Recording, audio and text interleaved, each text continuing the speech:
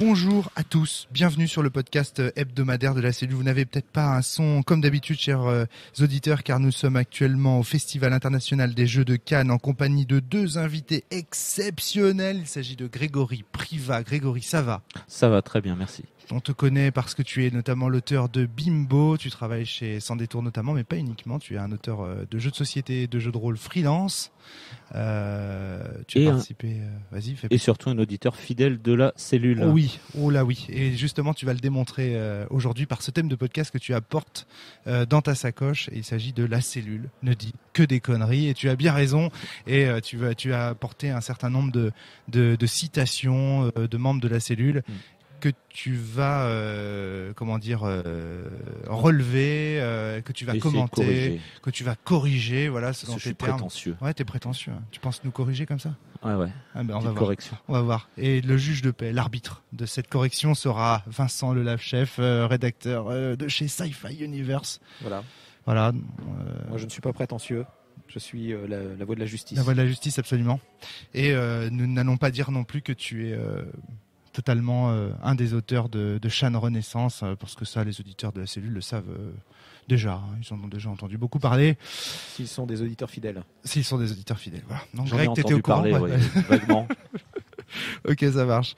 Eh bien, c'est parti, Grégory. Tu vas en fait prendre des citations que tu as notées dans ton petit carnet et tu vas apporter donc les précisions que tu veux apporter. Je t'écoute. J'essaierai de répondre s'il y a réponse à donner. Mais alors, le sens de ma démarche, peut-être avant, si tu veux bien. Mais bien sûr. En fait, c'est quoi ? C'est que j'aime bien écouter la cellule. J'aime bien écouter la plupart des podcasts qui parlent de jeux de rôle, parce que tu as toujours quelque chose à apprendre sur la façon dont les autres voient où pensent le jeu de rôle. Ouais. Et je trouve que tu fais un boulot enfin que tu t'impliques énormément dans tout ça et dans le fait de propager un peu la bonne parole sur d'autres médias. Je pense notamment à l'émission que tu as fait en coopération avec cet autre blog sur les jeux de société, podcast sur les jeux de société. Il y a eu Proxy Jeux, il y a eu Trick Track TV. Il y a eu la Trick Track TV, etc. Il y a toutes ces choses-là. Et en fait, je trouve ça très intéressant. Je trouve ça intéressant aussi parce que des fois, sur la pensée que tu élabores ou que d'autres chez toi élaborent, je ne suis pas d'accord. Et ça me fait plaisir d'avoir des gens qui ne sont pas de mon avis et de pouvoir confronter mon avis au leur, éventuellement de changer le mien. C'est vraiment ou de râler et de pester et de jeter mes pinceaux, parce que je t'écoute souvent quand je peins des figurines, je peins aussi des figurines. Comme Fabien Ilvain qui nous écoute aussi voilà. En peignant. Et par contre, de temps en temps, tu dis des choses qui pour moi sont juste factuellement fausses. Et pour essayer de rajouter un peu d'esprit philosophique dans mon explication, c'est un peu comme dans la caverne de Descartes, quand il parle de Dieu qui est mort. D'accord. Et là, le philosophe en toi, je pense, comprend où je veux en venir. Ouais.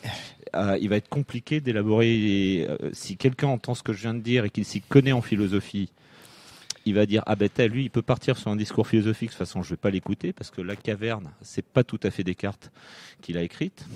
Il en a peut-être écrite une dans un carnet que je ne connais pas. C'est plutôt Platon. Hein, voilà. Pour ceux qui suivent. Et Dieu est mort, c'est pas non plus ni Platon ni Descartes qui en a parlé. C'est éventuellement. J'allais faire une blague avec Kant, mais on va arrêter là. Et en fait, t'allais filer vraiment. Ah oui, j'étais prêt à partir très loin. Pardon, D'accord. je me suis éloigné. Ça. Oui, t'étais parti très loin. Ouais, j'étais parti très loin du micro, voilà.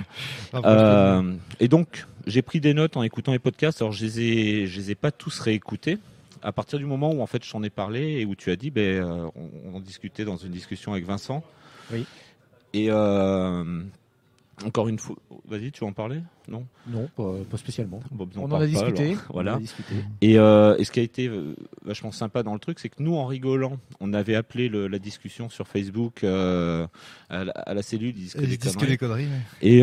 Et t'as tenu à reprendre ça comme titre. Ce qui montre quand même génial. Voilà, l'ouverture de la cellule, malgré ce qui se dit sur certains forums ou sur Facebook.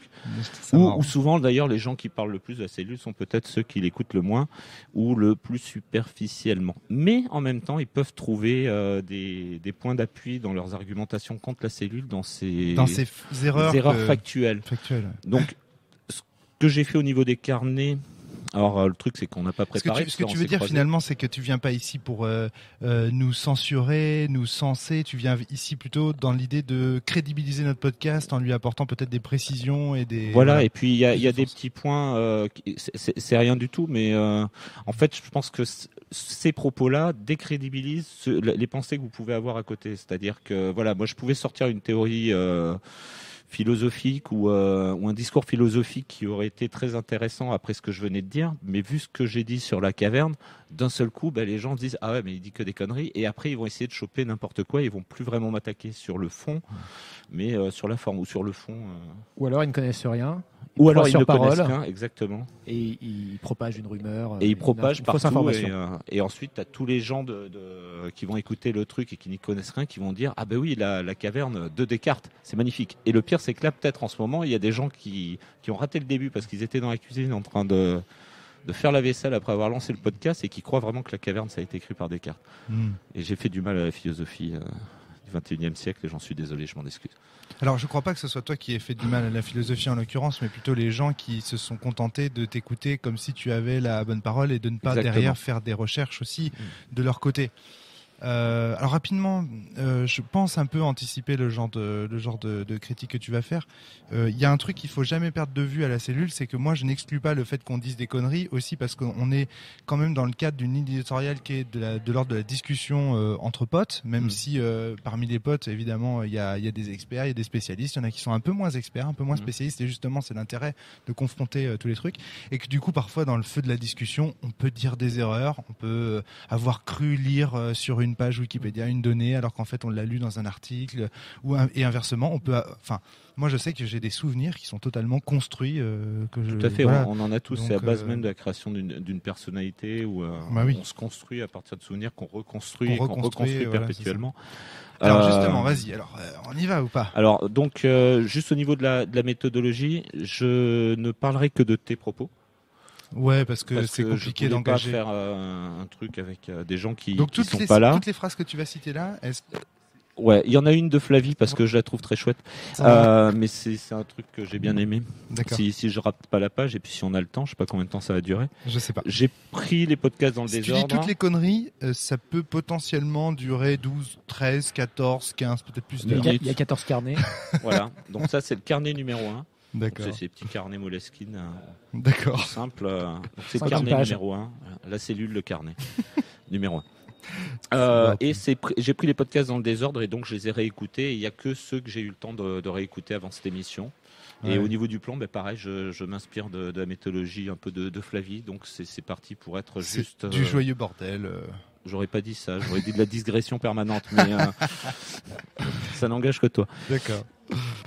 Tiens, alors la première, là, Game Workshop était à l'origine un fabricant de peinture et de colle. Donc c'est dans le podcast sur les dés.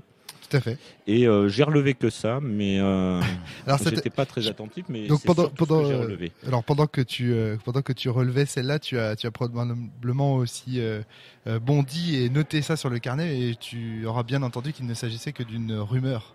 Oui, tout à fait. J'ai bien précisé que j'aime mais bien. Mais dans un premier temps, il y avait quand même. Alors il y a un peu d'ironie. Il y avait un petit côté factuel, et puis après tu disais oui, mais à l'origine. En fait, il y a deux passages. Il y a un passage, c'est des gens qui disent ça, et je ne sais pas si c'est vrai. Tu dis que tu ne sais pas si c'est vrai. Ouais. Donc c'est bien, on commence soft. Et après tu dis c'est une information à vérifier. Est-ce que c'est vrai que Game Workshop est un fabricant de peinture et de colle? Et j'ai cherché la vérification sur internet. Donc c'est une rumeur que je tiens de quelqu'un qui a travaillé en collaboration avec Games Workshop. Donc j'ai regardé, j'ai fait des recherches sur internet, notamment même auprès de leur site et tout ça pour vérifier cette information. Je n'ai jamais réussi à vérifier ça. Par contre, ce que je crois savoir, mais là encore une fois, il faudrait des chiffres pour appuyer ce que je dis là, c'est qu'aujourd'hui quand même leur chiffre d'affaires tourne quand même beaucoup autour de Citadel et des colles qu'ils vendent en fait, c'est pas faux. Tout à fait, mais je vais être hyper précis et hyper prudent dans mon truc. Super. Alors déjà, qu'est-ce qu'ils étaient à l'origine, juste pour parce que ça intéresse tout le monde. Tout le monde a envie de savoir ce que vendait Game Workshop au départ. C'est super passionnant. Ils vendaient des plateaux de jeux en bois. Donc à l'origine, c'était ni un vendeur de figurines, ni de colle, ni de peinture. C'était des gens qui faisaient des plateaux en bois. Alors d'où est-ce que tu tiens justement ces informations? C'est dans l'histoire de Game Workshop. Alors j'ai pas noté toutes mes sources à chaque fois que j'ai voilà, moi les c'est trucs. ça qu'on m'avait dit, c'est-à-dire que l'histoire de Games Workshop qui traîne sur Internet, il faut être très très prudent. Non, mais c'est vraiment parce ça qu'il y a se beaucoup de recoupe avec contre-vérités, les différents témoignages et les interviews d'intervenants de Game Workshop et ainsi de suite. Donc à la base, ils fabriquaient des plateaux de bois. L'histoire de la peinture et de la colle, c'est pourquoi parce que les gens pensent que le gros de leurs revenus viennent de là. Au niveau alors j'ai aussi été chercher sur Internet, notamment depuis qu'ils sont en bourse, ils balancent des rapports sur leurs revenus qui sont assez complexes. J'ai pas la compétence pour les lire, donc c'est une information de deuxième zone. Mais a priori, d'après la plupart des commentaires sur ceux qui avaient été envoyés il y a 2 ou 3 ans, l'essentiel de leurs revenus c'était les licences. Ah ouais, c'est pas étonnant. Et c'est-à-dire l'univers. Ensuite, ils font vivre les licences via des figurines, etc. Et dans la partie figurine, il est certain que les pots de peinture coûtent de plus en plus cher, qu'ils ont eu tout un tas de politiques d'augmentation du prix, de réduction de la taille des pots, et puis ensuite qui ont un peu regrossi. Enfin, ça va et ça vient, mais généralement, c'est quelque chose sur quoi on les attaque. Mais j'ai pas l'information précise et j'ai pas su la trouver. Par contre, c'est une rumeur qui est très répandue dans le milieu de la figurine. Game Workshop, en fait, il essaye de te vendre exactement comme quand on dit lieu commun. Les cafetiers font leur argent avec les cafés. Ouais. Enfin, tu vois, c'est ce que tout le monde dit, etc. Après, il faudrait étudier d'un café à l'autre. Je suis sûr qu'il y a des cafés qui font leur. Prendre l'exemple aussi des imprimantes. Oui. L'encre voilà, tout à fait. Le liquide le plus cher au monde, l'encre d'imprimante. Même plus cher que l'or liquide. Juste un truc par rapport à ça, prendre aussi des réserves vis-à-vis des sources par rapport à Games Workshop, parce que c'est vrai que les boîtes ne communiquent pas forcément sur leurs faiblesses. Tout à fait. Elles ne disent pas forcément leurs véritables origines. Il y a eu notamment une enquête qui a été faite par Florent Gorge sur l'entreprise Nintendo, qui montre bien aussi comment Nintendo enjolive ou raconte aussi des histoires sur la manière dont c'est développé, alors que peut-être au départ c'était pas si légal que ça. Ça parlait d'Anafuda, donc de jeux qui étaient pas forcément légaux. Là, c'est vraiment très documenté pour ce point-là. Ouais. Et c'est vraiment ça. Ils faisaient ça. Ensuite, ils ont commencé à être importateurs de TSR. Ils ont importé les jeux aussi de. Là, tu parles de Games Workshop, on est bien d'accord. Oui, de Game Workshop.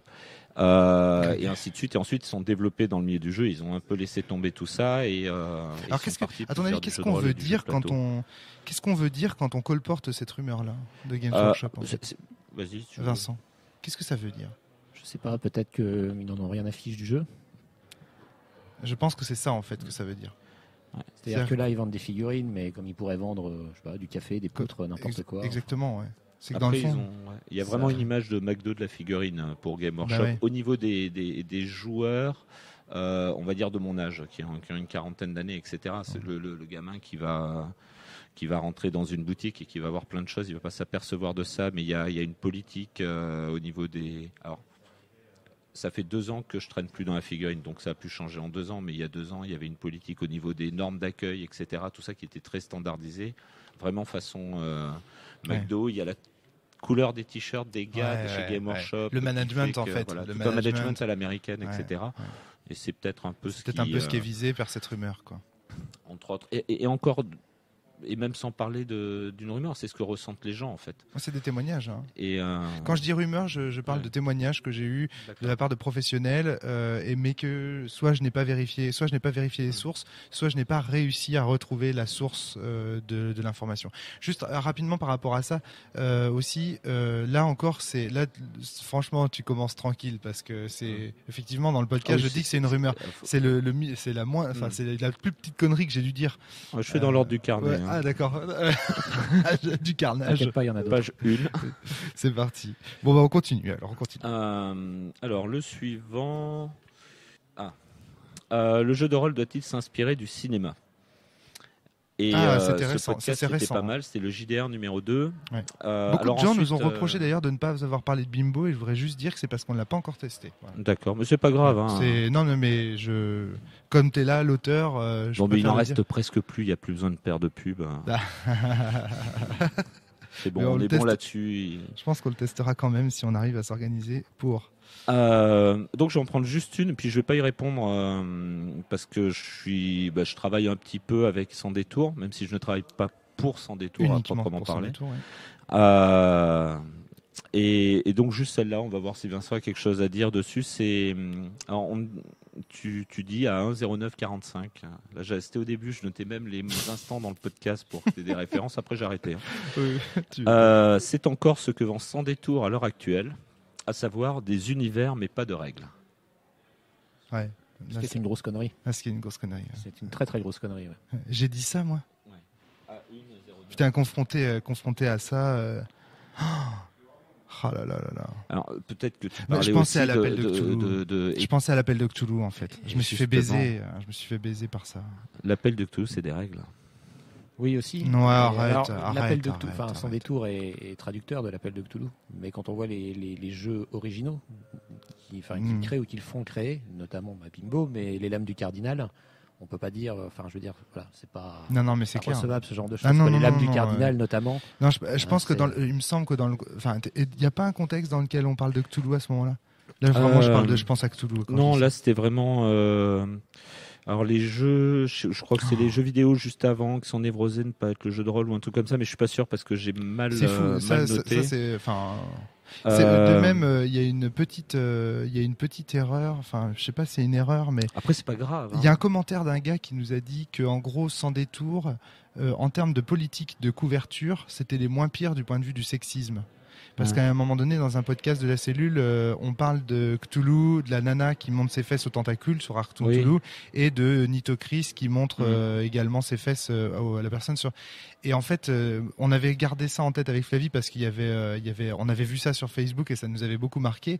Et au final, il y a un commentateur, je crois que c'est Meta sur Facebook, qui nous a dit ouais, bon, quand même, vous êtes salaud parce que si on regarde les autres couvertures de Sans Détour, quand même, et effectivement, j'ai vérifié, et c'est vrai aussi, c'est-à-dire que là, on a 1 sur 40, ouais, c'est vrai. Surtout dans la gamme Cthulhu, où tu as un jeune handicapé sur la couverture d'Innsmouth, une vieille dame sur le manuel, enfin une dame qui doit avoir 37 ans et qui est donc voilà, c'est vrai que 37-38 sur le manuel des armes, etc. Enfin, c'est abusé d'avoir attaqué tout Sans Détour là-dessus, mais en fait ce qu'il fallait voir, c'est que nous on avait vraiment, quand on pensait Sans Détour, on avait vraiment la gamme de Cthulhu en tête quand on parlait de tout ça. Et donc du coup alors on peut dire oui, on a été un peu unfair de dire tout Sans Détour, ceci, tout sans. Mais ça c'est vraiment typique de la conversation entre potes où on lâche les trucs sans vraiment y réfléchir avant, et il y a des dommages collatéraux, c'est sûr. Et, ceci étant dit, même en parlant de l'appel de Cthulhu, c'est pas vrai non plus. Sur Sans Détour. Sur les règles. Sur les règles qui un univers mais pas de règles. Je veux dire au contraire, même dans l'appel de Cthulhu, tu as presque plus de règles que d'univers. On vend autour de tout ce qui a été créé autour de Cthulhu. Non, je parle du livre de base. Non mais attendez, les gars. Alors les gars, allez, soyons honnêtes quand même, 30 secondes. Les gens qui achètent aujourd'hui la 7e ou la 6e édition de Cthulhu, vous allez quand même pas me dire que ce qu'ils achètent, c'est les règles. Ils achètent le livre qui est beau, qui est cartonné, l'univers de Lovecraft qui est derrière avec les beaux monstres bien dessinés. Oui, je suis d'accord, mais ce n'est pas ce que vend Sans Détour. Bah arrête, ils ne vendent pas que cela, ils vendent avec un système de règles qui est, à la limite, si Sans Détour vendait l'univers, vendait les illustrations et tout ça, typiquement il traduirait la V6, il traduirait la V7, il rajouterait pas des règles qu'eux ont voulu rajouter et que certains trouvent mauvaises. Là, tu m'entends mal. Enfin, tu vois ce que je veux dire. C'est oui, d'accord, ok. Ils vendent des règles, mais pas seulement des règles et un univers. D'abord, ils vendent des règles qui existent depuis les années 80. Mais qui changent quand même. Mais ça sera plus tard. Si. Pour l'instant, il n'y a pas eu de grosse révolution dans la V6. Il n'y a pas d'énormes révolutions. Dans la V7, il y en a une énorme. Dans la V6, il y a des évolutions mineures. Mais attention, tu peux nous spoiler un peu sur la révolution de la V7 ? Oui, alors la V7, alors qu'est-ce que je pourrais dire sur la V7 par rapport à ça ? Bon, tu as les caractéristiques. Tiens, un truc bien, c'est qu'enfin, ils arrivent au niveau de Rollmaster. Et ils ont mis le temps. Rollmaster, qui est un des premiers jeux, selon moi, qui a un système simple et unifié. Qu'est-ce que j'appelle un système simple et unifié ? On va prendre Donjons et Dragons, un des premiers jeux, ADD. Tu as besoin de taper sur un monstre, si tu lances un dé 20, il faut faire gros. quand les compétences arrivent DADD1 dans les suppléments qui suivent, alors, il y en a dans Dragonlance, il y en a dans les Survival Guide, etc. Tu lances un D20 et 2 mémoires, il faut faire petit.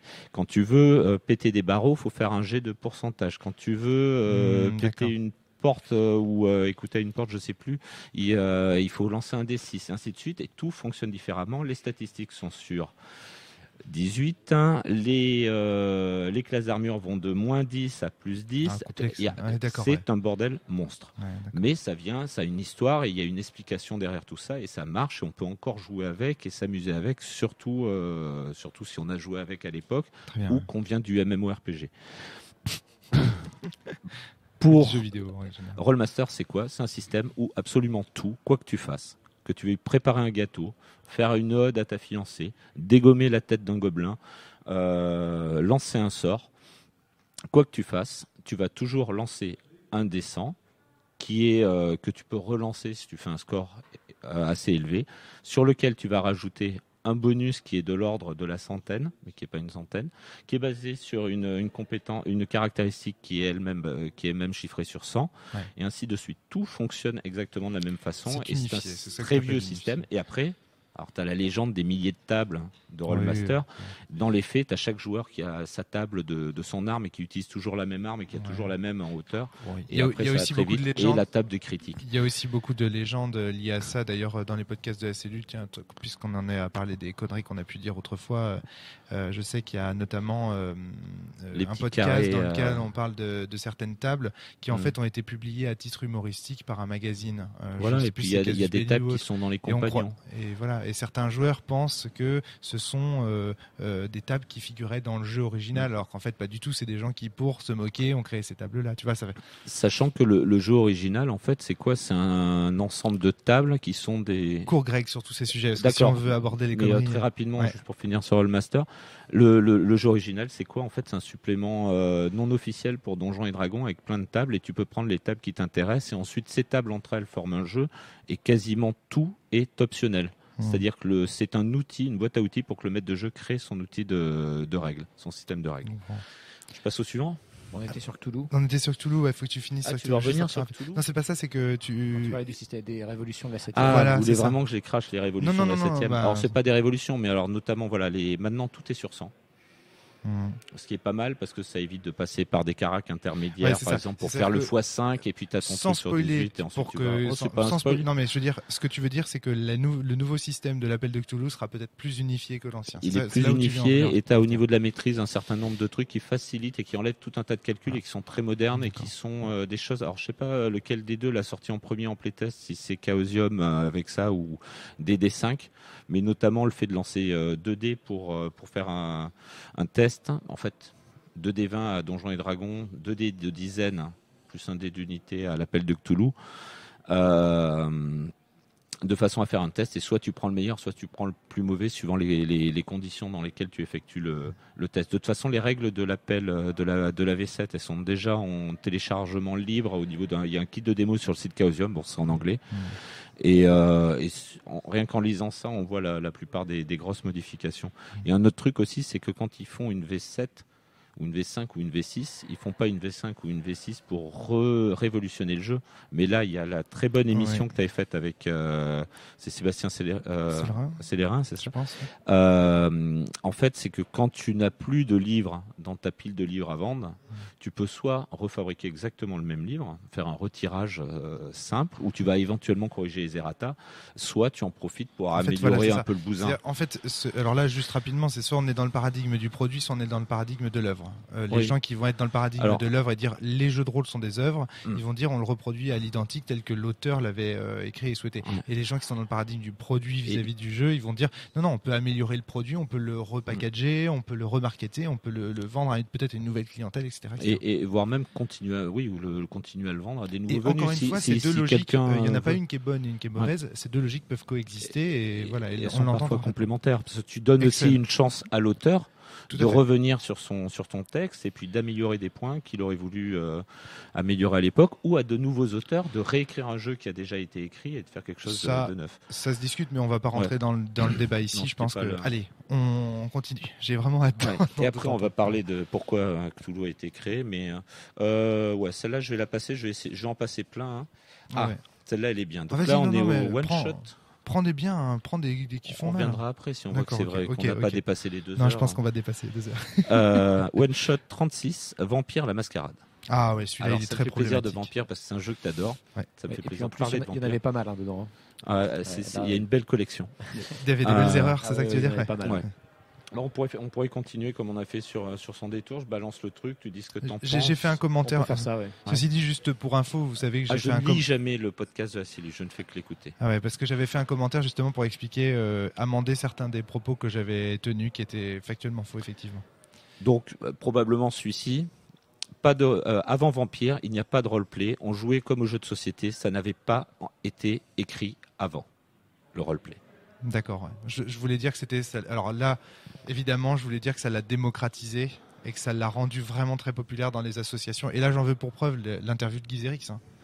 Oui, je l'ai écouté aussi, mais c'est vrai qu'il y a eu n'est pas le seul à le dire, qui étaient visibles. Mais moi, pour avoir été en club avant Vampire, parce que Vampire est arrivé à l'époque où j'ai finalement arrêté pendant un moment le jeu de rôle, parce que service militaire, ce genre de choses. Bien avant, on se disputait entre ceux qui étaient les rôlistes et ceux qui ne l'étaient pas, entre ceux qui jouaient à tel jeu et ceux qui jouaient à tel autre. Et en fait, depuis que je fais du jeu de rôle, donc ça date des années 80, tout début des années 80, donc pas aussi ancien que Guy Zerix, il y a toujours eu comment ça s'appelle, cette fragmentation. Des rôlistes. On voit ça sur Wikipédia, le roleplay, vous connaissez ce truc.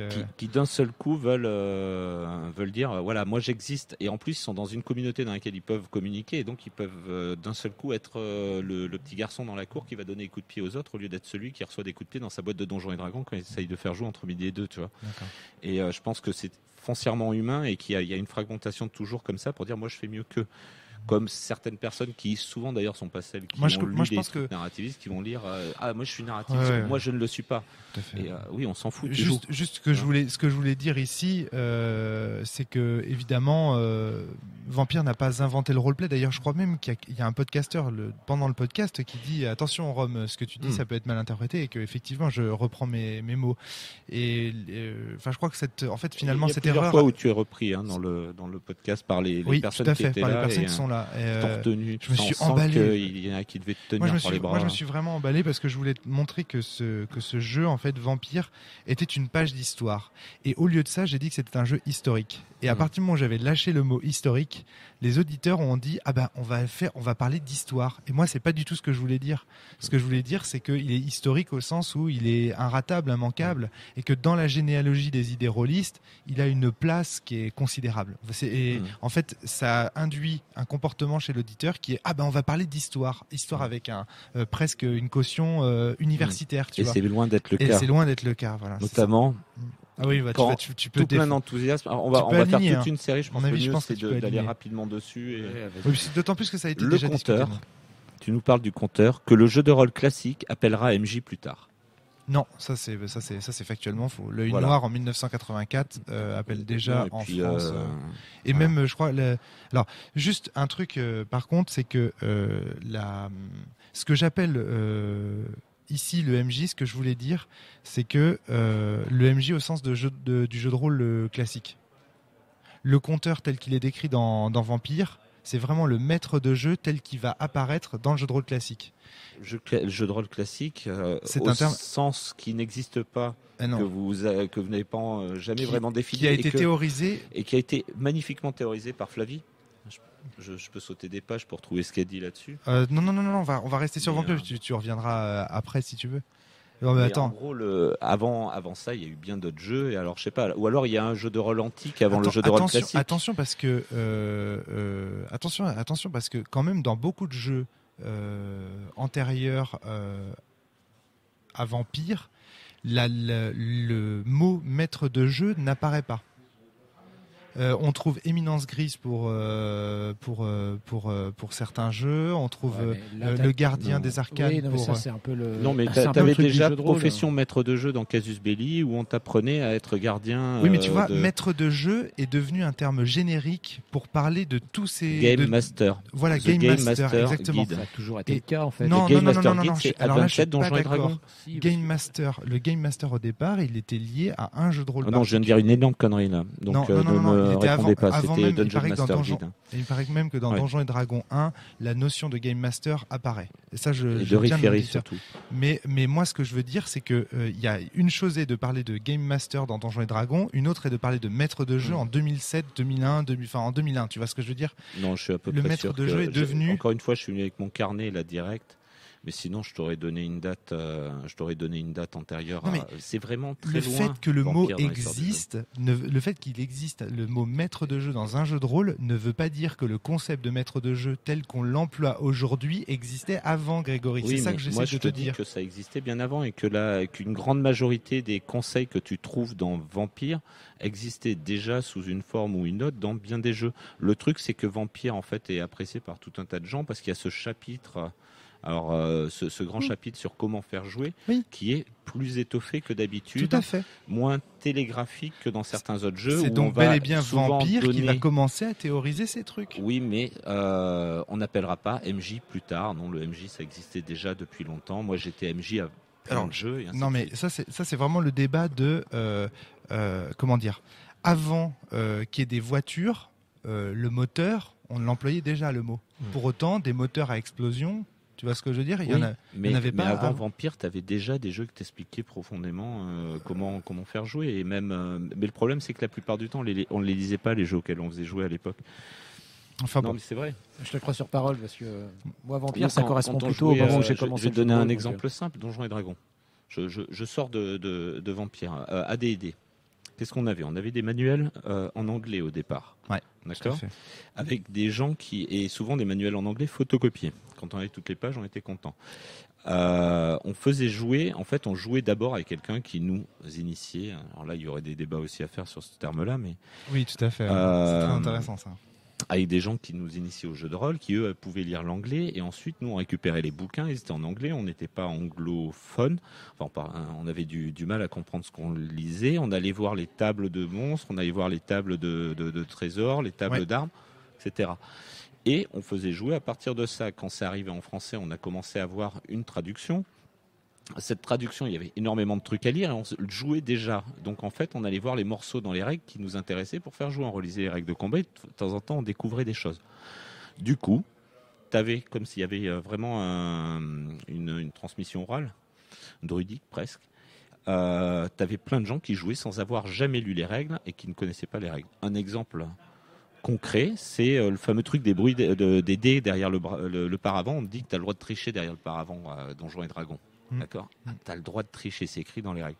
Mais en fait, ce qui est écrit dans les règles, c'est que tu as le droit de tricher, effectivement, derrière ton paravent, si c'est pour sauver un personnage joueur, PJ, ou un PNJ, enfin, peut-être, peu importe, sachant que PNJ, c'est soit l'aubergiste, soit le gobelin, ou le kobold, tu vois, c'est un monstre aussi, dans le terme des règles, mais tu n'as absolument pas le droit de tuer l'un ou l'autre. Donc en fait, on ne te dit pas que tu peux relancer les dés quand tu veux, on te dit que si ton personnage non-joueur est super important pour l'histoire et que l'histoire prime, dans Donjons et Dragons, t'imagines, et ben tu peux lui sauver la vie. Mais tu peux pas lui sauver la vie si ça cause la mort des joueurs. Vraiment les auditeurs à voir ce commentaire que j'ai posté sous le podcast de Vampire en expliquant justement ça, que c'est une des critiques qui a été faite au podcast de Vampire, c'est que je disais que c'est la règle, ce qu'on appelle la règle d'or, apparaît dans Vampire. Ça c'est ma prochaine. Ah ouais, tiens, vas-y, excellente transition. Pas tout à fait la prochaine. La prochaine, c'était la première feuille de perso où il y avait des ronds à cocher. C'est vrai, dans Rollmaster, il y avait des cases à cocher. Mais c'est pas plus. Et c'était super jouissif à Rollmaster de cocher les cases. D'accord, ok. Donc j'imagine qu'à Vampire, ça l'était. Ok, très bien. Donc, la clause d'indifférence de l'auteur. Voilà, la fameuse clause d'indifférence, ce que Vampire appelle la règle d'or. Alors, il y a un auditeur qui m'a dit, mais une des premières règles d'or. Tu dis. Ouais, à mon avis, une des premières règles d'or. D'ailleurs, tu dis pas que c'est la première, tu dis une des premières. Et ça, c'est bien. Oui, vas-y, non mais donc c'est auditeur... ça. Et pourquoi tu notes que c'est une erreur du coup alors ? Parce qu'en fait, le jeu de rôle, ça vient en partie du wargame. Et en fait, ça, c'est quelque chose qui est hérité du wargame. D'accord. Cette règle d'or, c'est pourquoi en fait, parce que quand tu fais du jeu du wargame, j'ai arrêté le jeu de rôle pendant quelques années. Je me suis remis au wargame. J'avais très peu pratiqué, un tout petit peu pratiqué avant le jeu de rôle. Et je me suis aperçu d'une évolution de mon cheminement dans les jeux. C'est-à-dire, j'ai recommencé avec des jeux de grosses batailles, essentiellement du wargame historique, donc quelque chose qui se rapproche de ce à quoi jouait Gigax à l'époque. Je suis pas en train de dire que j'ai fait le cheminement spirituel de Gigax, mais en relisant ensuite des articles, je me suis aperçu que tiens, moi aussi, et c'est quelque chose qui pourrait être presque naturel. J'ai bien dit presque. Ouais. Je veux pas après qu'on fasse un podcast sur Grégory dit que des conneries. Et le fait est que tu commences souvent avec des batailles qui sont un peu grandes, etc., ou système comme ça, et plus ça va, plus tu vas vers de l'escarmouche. Ouais. Ça se fait presque naturellement, et certains ne le font pas, mais c'est ceux qui vont aller vers l'escarmouche vont souvent dans ce sens-là. Il y en a qui font dans l'autre sens, mais on peut passer de l'un à l'autre. Et quand tu vas vers l'escarmouche ou même dans le scénario, dans les batailles, les grosses batailles, tu as deux façons de jouer. Soit tu mets deux armées l'une face à l'autre avec des points, elles sont équivalentes. Tu mets sur la table, c'est qu'il y a une rivière pour passer la rivière. Équivalente, moins mais 3 équilibrée. Si tu veux. Je vois ce que tu veux dire. Ouais. Équilibré, très bien. Et tu as quelques règles qui te gèrent les déplacements et tout, et c'est fini. Et en fait, le jeu, le wargame, que ce soit avec des grosses batailles, et aussi, et peut-être à plus forte raison avec de l'escarmouche, ce qui se passe, c'est que très rapidement, tu vas vouloir faire des scénarios plus évolués. Donc le scénario plus évolué, ça va être au lieu de détruire l'armée ennemie, ça va être par exemple prendre le pont. Et puis ensuite, ça va pouvoir être sortir par l'autre côté. Et là, à ce moment-là, si tu es dans un club ou que tu as des amis qui sont bons là-dessus, tu vas souvent avoir quelqu'un qu'on va appeler l'arbitre, le referee, c'est-à-dire finalement le maître de jeu plus tard. Ouais. Il vient de là, il y a referee encore, je crois, dans les règles de Donjons et Dragons à vérifier, qui va être là et qui va traiter tout ce qui n'est pas prévu par les règles. D'accord. Et tout ce qui ne va pas être prévu par les règles, ça va être par exemple, tiens, il y a un petit bois là, il y a une rivière à traverser, c'est l'exemple qui est toujours donné dans ce cas-là. Moi, je dois le prendre à revers, je vais faire comme Napoléon, là, c'était Essling, où il y a une île au milieu de la bataille. C'est vous voyez de quoi je parlais ? Non, pas du tout. Moi, je suis pas je vais me mettre à couper du bois, je vais récupérer des barres dans le village et puis je vais me fabriquer un pont en bois à côté du pont, de façon à faire une tête de pont et prendre l'autre pont à revers et pour pouvoir le taper. Et là, le maître de jeu ou l'arbitre va venir et va s'occuper de ça. À partir de là, tu as toujours dans les règles, c'est énormément présent dans tous les jeux de figurines, quelqu'un qui te dit si jamais vous avez un souci, vous pouvez faire ça. Tu peux avoir une règle d'or qui va te dire en cas de désaccord, vous lancez un D6, celui qui a le plus gros a raison, mais tu vas avoir aussi ce jeu est maintenant à vous, créez vos règles. Et il y a énormément de tuning et de choses comme ça dans le monde du jeu de la figurine où les gens écrivent et réécrivent les trucs et lisent énormément plus de règles. Je pense que ça vient de là, quoi. Et dans les règles de donjon, en fait, le guide du maître, il commence avec quoi ? Il commence avec des courbes de statistiques dès la deuxième page sur les probabilités que donnent les différentes formes de dés. C'est-à-dire, si tu lances 2 dés, tu vas avoir une courbe en cloche.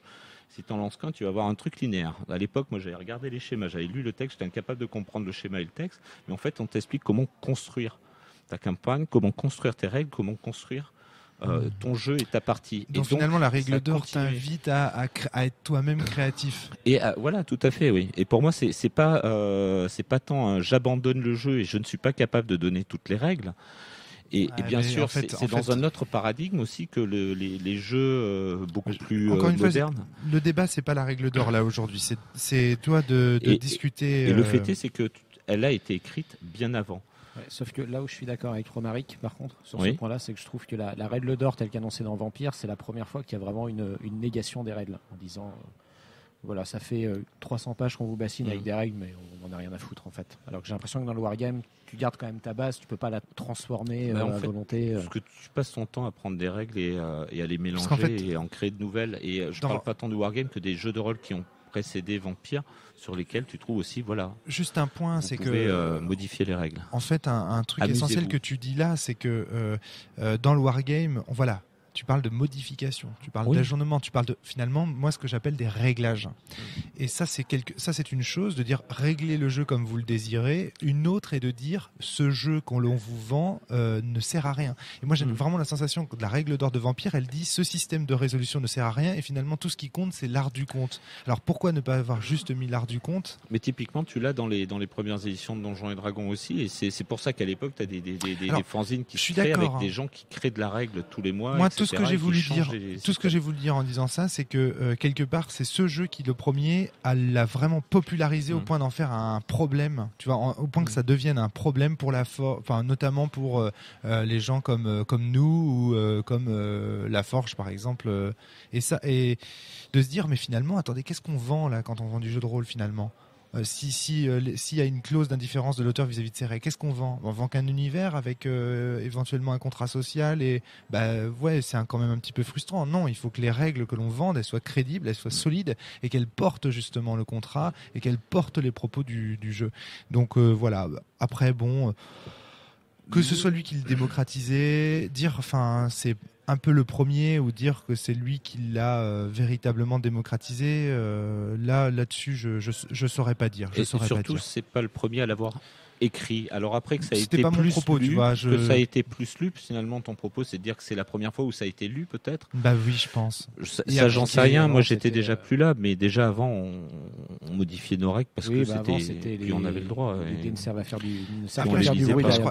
Excuse-moi Greg, un dernier point là-dessus, c'est que je crois qu'il y a une erreur fondamentale que j'ai faite dans ce podcast, et encore une fois je le répète, c'est de considérer le jeu de rôle comme historique et d'en aborder l'histoire, alors qu'en fait je parlais de mon histoire et de mon ressenti par rapport à ce jeu. Bon, ça se sentait après. Et ça se sentait, mais tu vois, en fait, le problème de ce podcast, et c'est pour ça qu'à mon avis, on peut soulever beaucoup d'erreurs dans ce podcast, c'est que j'annonce comme quelque chose de factuellement vrai, quelque chose qui est de l'ordre plutôt de l'intime, du ressenti, de mon histoire par rapport à ce jeu. Ouais, on comprend que tu as commencé par là ou pas loin. Ouais, c'est ça exactement. J'ai commencé avec Vampire en réalité. Et Vincent, tu veux nous parler de ton premier baiser? Non.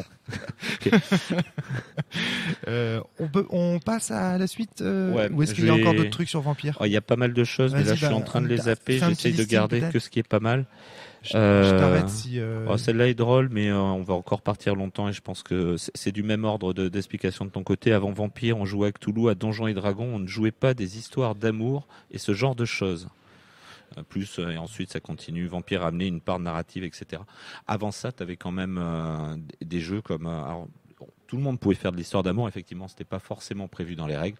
Non, mais j'ai vraiment eu tort. À vérifier les règles, les dates de Pendragon. J'ai vraiment eu tort de prendre mes témoignages personnels pour une histoire réelle. Je parlais vraiment des témoignages.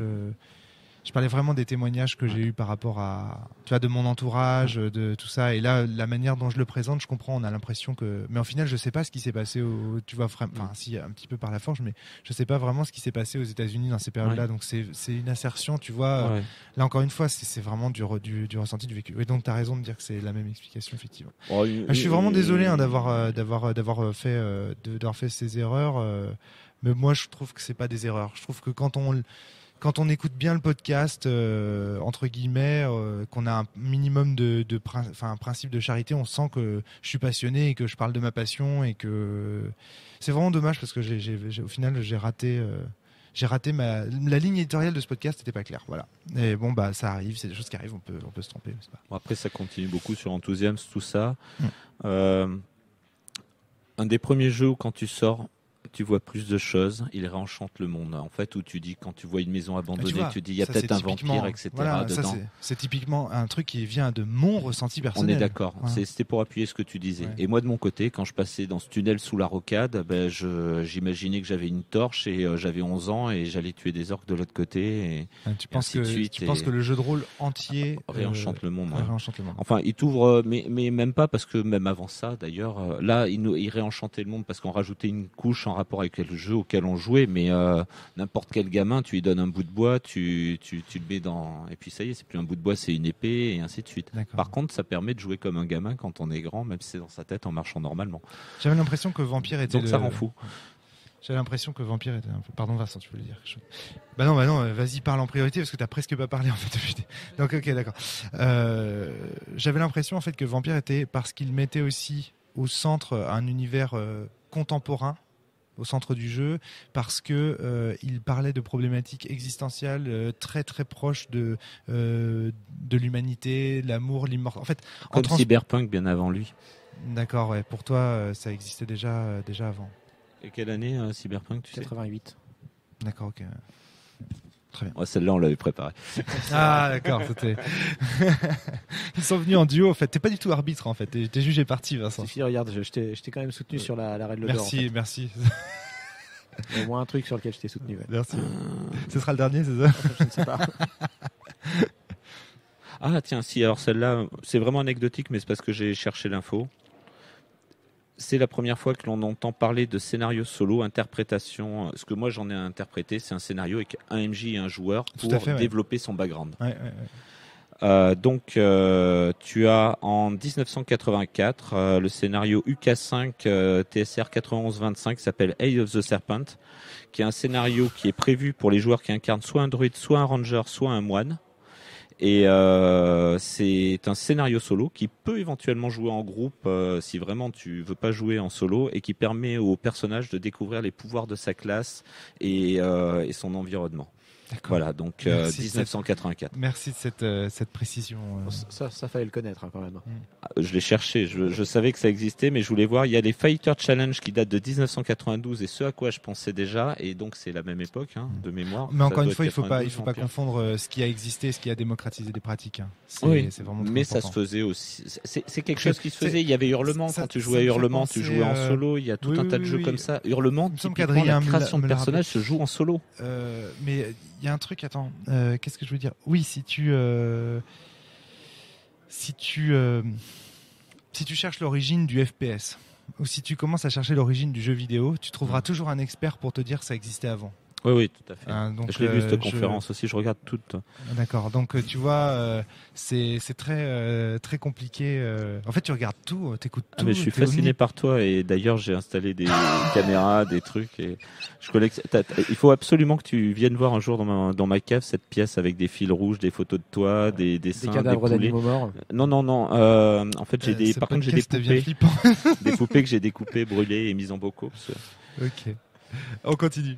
Allez, on laisse Vampire de côté, même s'il y en avait beaucoup plus, mais c'est bon. Là, je t'attaque là où ça fait mal. Mais bon, que les auditeurs sachent dans ce podcast, je ne parle pas de l'histoire de Vampire, mais de mon histoire vis-à-vis de Vampire. Voilà. Et quand on entend, c'est le premier, qu'on entende bien, c'est celui qui a démocratisé. Et déjà, si t'entends les choses comme ça, le podcast est beaucoup plus audible. Alors, podcast JDR, l'emballage. Alors, qu'est-ce qu'on a dit comme... Alors, la définition de l'emballage, c'est ceux qui se touchent, ceux qui se voient. C'est la définition posée au début. Et alors après, je ne sais pas si... là, il faut que je regarde rapido ce qu'il y a. Une base égale 500 exemplaires vendus. Ah oui, ça c'est un truc qui te fait bondir à chaque fois qu'on dit ça. C'est très arbitraire comme chiffre, c'est super dur d'avoir les chiffres. Alors je pense que c'est des chiffres que tu as avec un ou deux copains. Non, avec plusieurs éditeurs, en moyenne, on obtient quelque chose comme 500 exemplaires vendus. Après, si tu rajoutes les exemplaires vendus aux boutiques, parce que moi je parle d'exemplaires. Alors il y a les ventes. Alors faut faire très attention parce que quand on commence à rajouter les ventes en boutique, on peut aller jusqu'à effectivement 1000, 1500. Et ça, les chiffres que je te cite là, moi je les ai obtenus entre l'an 2000 et l'an 2011, on va dire 2010. Et ça c'est très important parce que je crois qu'aujourd'hui, il se passe quelque chose avec le jeu de rôle, notamment grâce au crowdfunding et à ce genre de nouvelles donnes, qui fait que les chiffres que je peux donner dans les podcasts anciens sont aujourd'hui mériteraient d'être réactualisés. Je pense que le jeu de rôle est en train de dépasser le 1000 maintenant. Oui, facilement. Ouais, après, ça dépend des éditeurs, ça dépend des jeux, des tirages, etc. Tout est dit. Il y a tout un tas de facteurs qui rentrent en compte, mais je pense pas qu'on puisse dire, voilà, un jeu, même en moyenne, je pense qu'on est. Je peux te donner mon impression là-dessus, c'est que personne ne communique là-dessus, que c'est un tort. que les gens qui ont communiqué pendant très longtemps des chiffres qui étaient faux, et que du coup ce chiffre des 500, on l'a choisi non pas de manière arbitraire, mais encore une fois par un ensemble de témoignages d'éditeurs qui parlaient en off. On en a fait une moyenne pour éviter de... Et pourquoi est-ce qu'on le disait, pourquoi on l'a martelé au début du podcast sur la cellule, et on le martèle encore, hein, ça nous arrive de le redire, c'est aussi pour que... il y a une forme de réalisme des gens qui commencent le jeu de rôle, de pas se dire ah ben j'en ai vendu que 100, je suis qu'une pauvre merde. Bah non. 100 exemplaires vendus en 2 mois, je pense par exemple à l'agence d'Adrien Cahuzac, qui est c'est pas mal en fait. Faut pas espérer monts et merveilles, parce que à force de se laisser illusionner par des faux chiffres donnés par des éditeurs qui veulent gonfler leur il y a pas vraiment, enfin on finit j'en par sais se rien, mais désespérer. pour ceux avec qui je travaille, ils donnent même pas de faux chiffres parce qu'ils s'en fichent.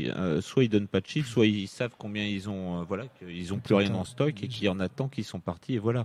Alors effectivement, il y en a qui partent aux parti, boutiques aussi. il y en a qui partent aux sont peut-être boutiques, pas mais encore ils sont vendus. pas tous stockés. Ils sont juste vendus aux boutiques, mais tu vas avoir quelques exemplaires dans les boutiques. Mais après, quand tu vas voir les boutiques, et que, parce que j'ai pas mal de copains quelques copains qui tiennent des boutiques, et copains d'enfance, etc., et qui on peut avoir des discussions qui ne sont pas des discussions d'un auteur de jeu de rôle qui discute avec un gars qui a son propre business. Tu peux voir rapidement. En fait, ce chiffre-là, le chiffre des boutiques, tu vas le savoir par rapport au taux de recomplètement. C'est-à-dire qu'en gros, tu vas savoir, voilà, dans le premier mois, j'en ai fait combien, je sais pas, j'ai fait 600 boîtes, et si dans le mois suivant, t'as la plupart des boutiques qui commandent 1 ou 2 boîtes, donc tes ventes finalement en tant qu'éditeur baissent, mais tu sais que s'ils en recommandent, c'est qu'ils l'ont vendu ou qu'ils ont quasiment tout vendu et qu'ils comptent Bien le sûr, revendre. Tu vois ce que je veux dire ? Évidemment, Greg. Et Ça, donc y a à pas de partir de souci, ça, tu peux te faire des chiffres. Et au bout d'un moment, en fait, les boutiques arrêtent de recompléter. Et quand un jeu arrive en fin de tirage et qu'il n'y en a plus en stock, c'est pas tant que c'est souvent qu'il y en a plus beaucoup non plus en boutique, parce qu'ils le vendent plus. Toute leur population l'a acheté. Ouais. Je suis d'accord qu'on que peut je veux dire ? estimer. Non, mais carrément. Donc tu peux faire les estimations plus proches. Après, ça dépend d'accord. des éditeurs. Après, Mais, qu'est-ce que tu vas me dire sur ce chiffre des 500 ? Tu vas me dire que chez Sans Détour, on en vend 1500 ? Non, ce que je veux dire, c'est que tu le poses comme une vérité. Aujourd'hui, un jeu, c'est 500 exemplaires vendus, et tu le poses souvent. Et que, 1500, je le pose aussi. 1500, c'est le tirage d'un jeu qui va pas marcher comme Mimbo. Mais après, l'appel de Cthulhu, quand ils vont tirer à 3000, 5000, facile. Mais tu vois, c'est des exceptions, en fait. Qui vont vendre sur 3 ans, 4 ans, c'est des exceptions. Je sais Ce pas, que j'essaye d'asserter, là, quand je dis ces 500 exemplaires vendus, c'est ne vous comparez pas au gros. Ne vous comparez pas. C'est-à-dire, c'est comme si je te disais le prix d'un livre aujourd'hui, c'est tant. Je comprends bien, mais c'est posé comme une vérité. C'est un éditeur. C'est-à-dire, moi, je te dis, pour quand même découvrir la vérité, il faut savoir sortir de la caverne. Mais si je te dis que la caverne, c'est Descartes qui l'a écrite, mais non, même mais si moi, ce que je te dis, non, mais tu vois ce que je veux dire, je peux utiliser l'argument de la caverne, mais il faut pas que je dise que c'est la caverne de Descartes. Non, mais alors... Attention à ce que tu dis, parce que là, tu m'interdis de poser comme des vérités des croyances. Mais il est bien entendu que quiconque parle dit, regarde, même ce que je suis en train de dire là, quiconque parle dit des croyances, et uniquement des croyances, pas des vérités. Elle est où la vérité ? Enfin, la vérité, on tourne à la philosophie, mais on peut partir là-dessus. Je trouve une assiette dans un... Il y a quand même une faille dans mon truc, mais elle est vraiment... Je vais la bloquer dès le début. Je trouve une assiette, d'accord, en poterie, dans le sable en Égypte. Oui. Ok. Oui. Je fais la mesure de la circonférence de l'assiette. Je dis qu'elle fait 32 cm. Je le fais avec des appareils ou circonférence. Circonférence, 32. Ok. Ouais. Allez, 32 cm de rayon. Elle fait 32 cm de rayon. Et je dis, d'après mes expertises, ça date du pharaon noir. Ouais. Tiens, on va parler du pharaon noir, pour parler de Nito, Christian. Ça date du pharaon noir. Et j'écris un bouquin là-dessus. Ouais. D'accord. Et sauf qu'on s'aperçoit plus tard qu'en fait, c'est une assiette qui a laissé tomber un touriste, et que mes études, elles sont totalement fausses, et ainsi de suite. Oui, alors. Il n'empêche pas qu'elle fait toujours 32 cm de rayon. D'accord, ouais. Et je ne peux pas dire tout à coup, oui, non, mais c'est n'importe quoi, et cette assiette qui fait 33 cm de rayon ne vient pas du pharaon noir. Parce que là, on va dire, attends, elle fait 32 cm. Mais encore une fois, c'est juste Et c'est ce que je fais là dans toutes les remarques jusqu'à présent. C'est juste prendre des détails, mais c'est des détails qui font que l'ensemble devient un peu plus bancal. Alors attends. Ceci dit, ça c'était vraiment juste une on phrase peut quand même à dire, part. on peut quand Pas sûr même. que ce soit super intéressant. Mais si, c'est très intéressant, parce que dans le fond, en fait, Vincent, ça devient pas lourd là. non. ça Dans va pas le lourd. fond, je Non, pense que ce qui est reproché, ce qui m'est reproché Je par reproche beaucoup rien. d'auditeurs, Je regrette. par beaucoup d'auditeurs, c'est de dire comme des vérités et avec enthousiasme et passion Et des choses qui assertivité. ne sont et assertivité, des choses qui ne sont que des croyances. Voilà. Mais Et qui sont tes mais croyances. quiconque parle, mais je regrette, quiconque parle donne des croyances.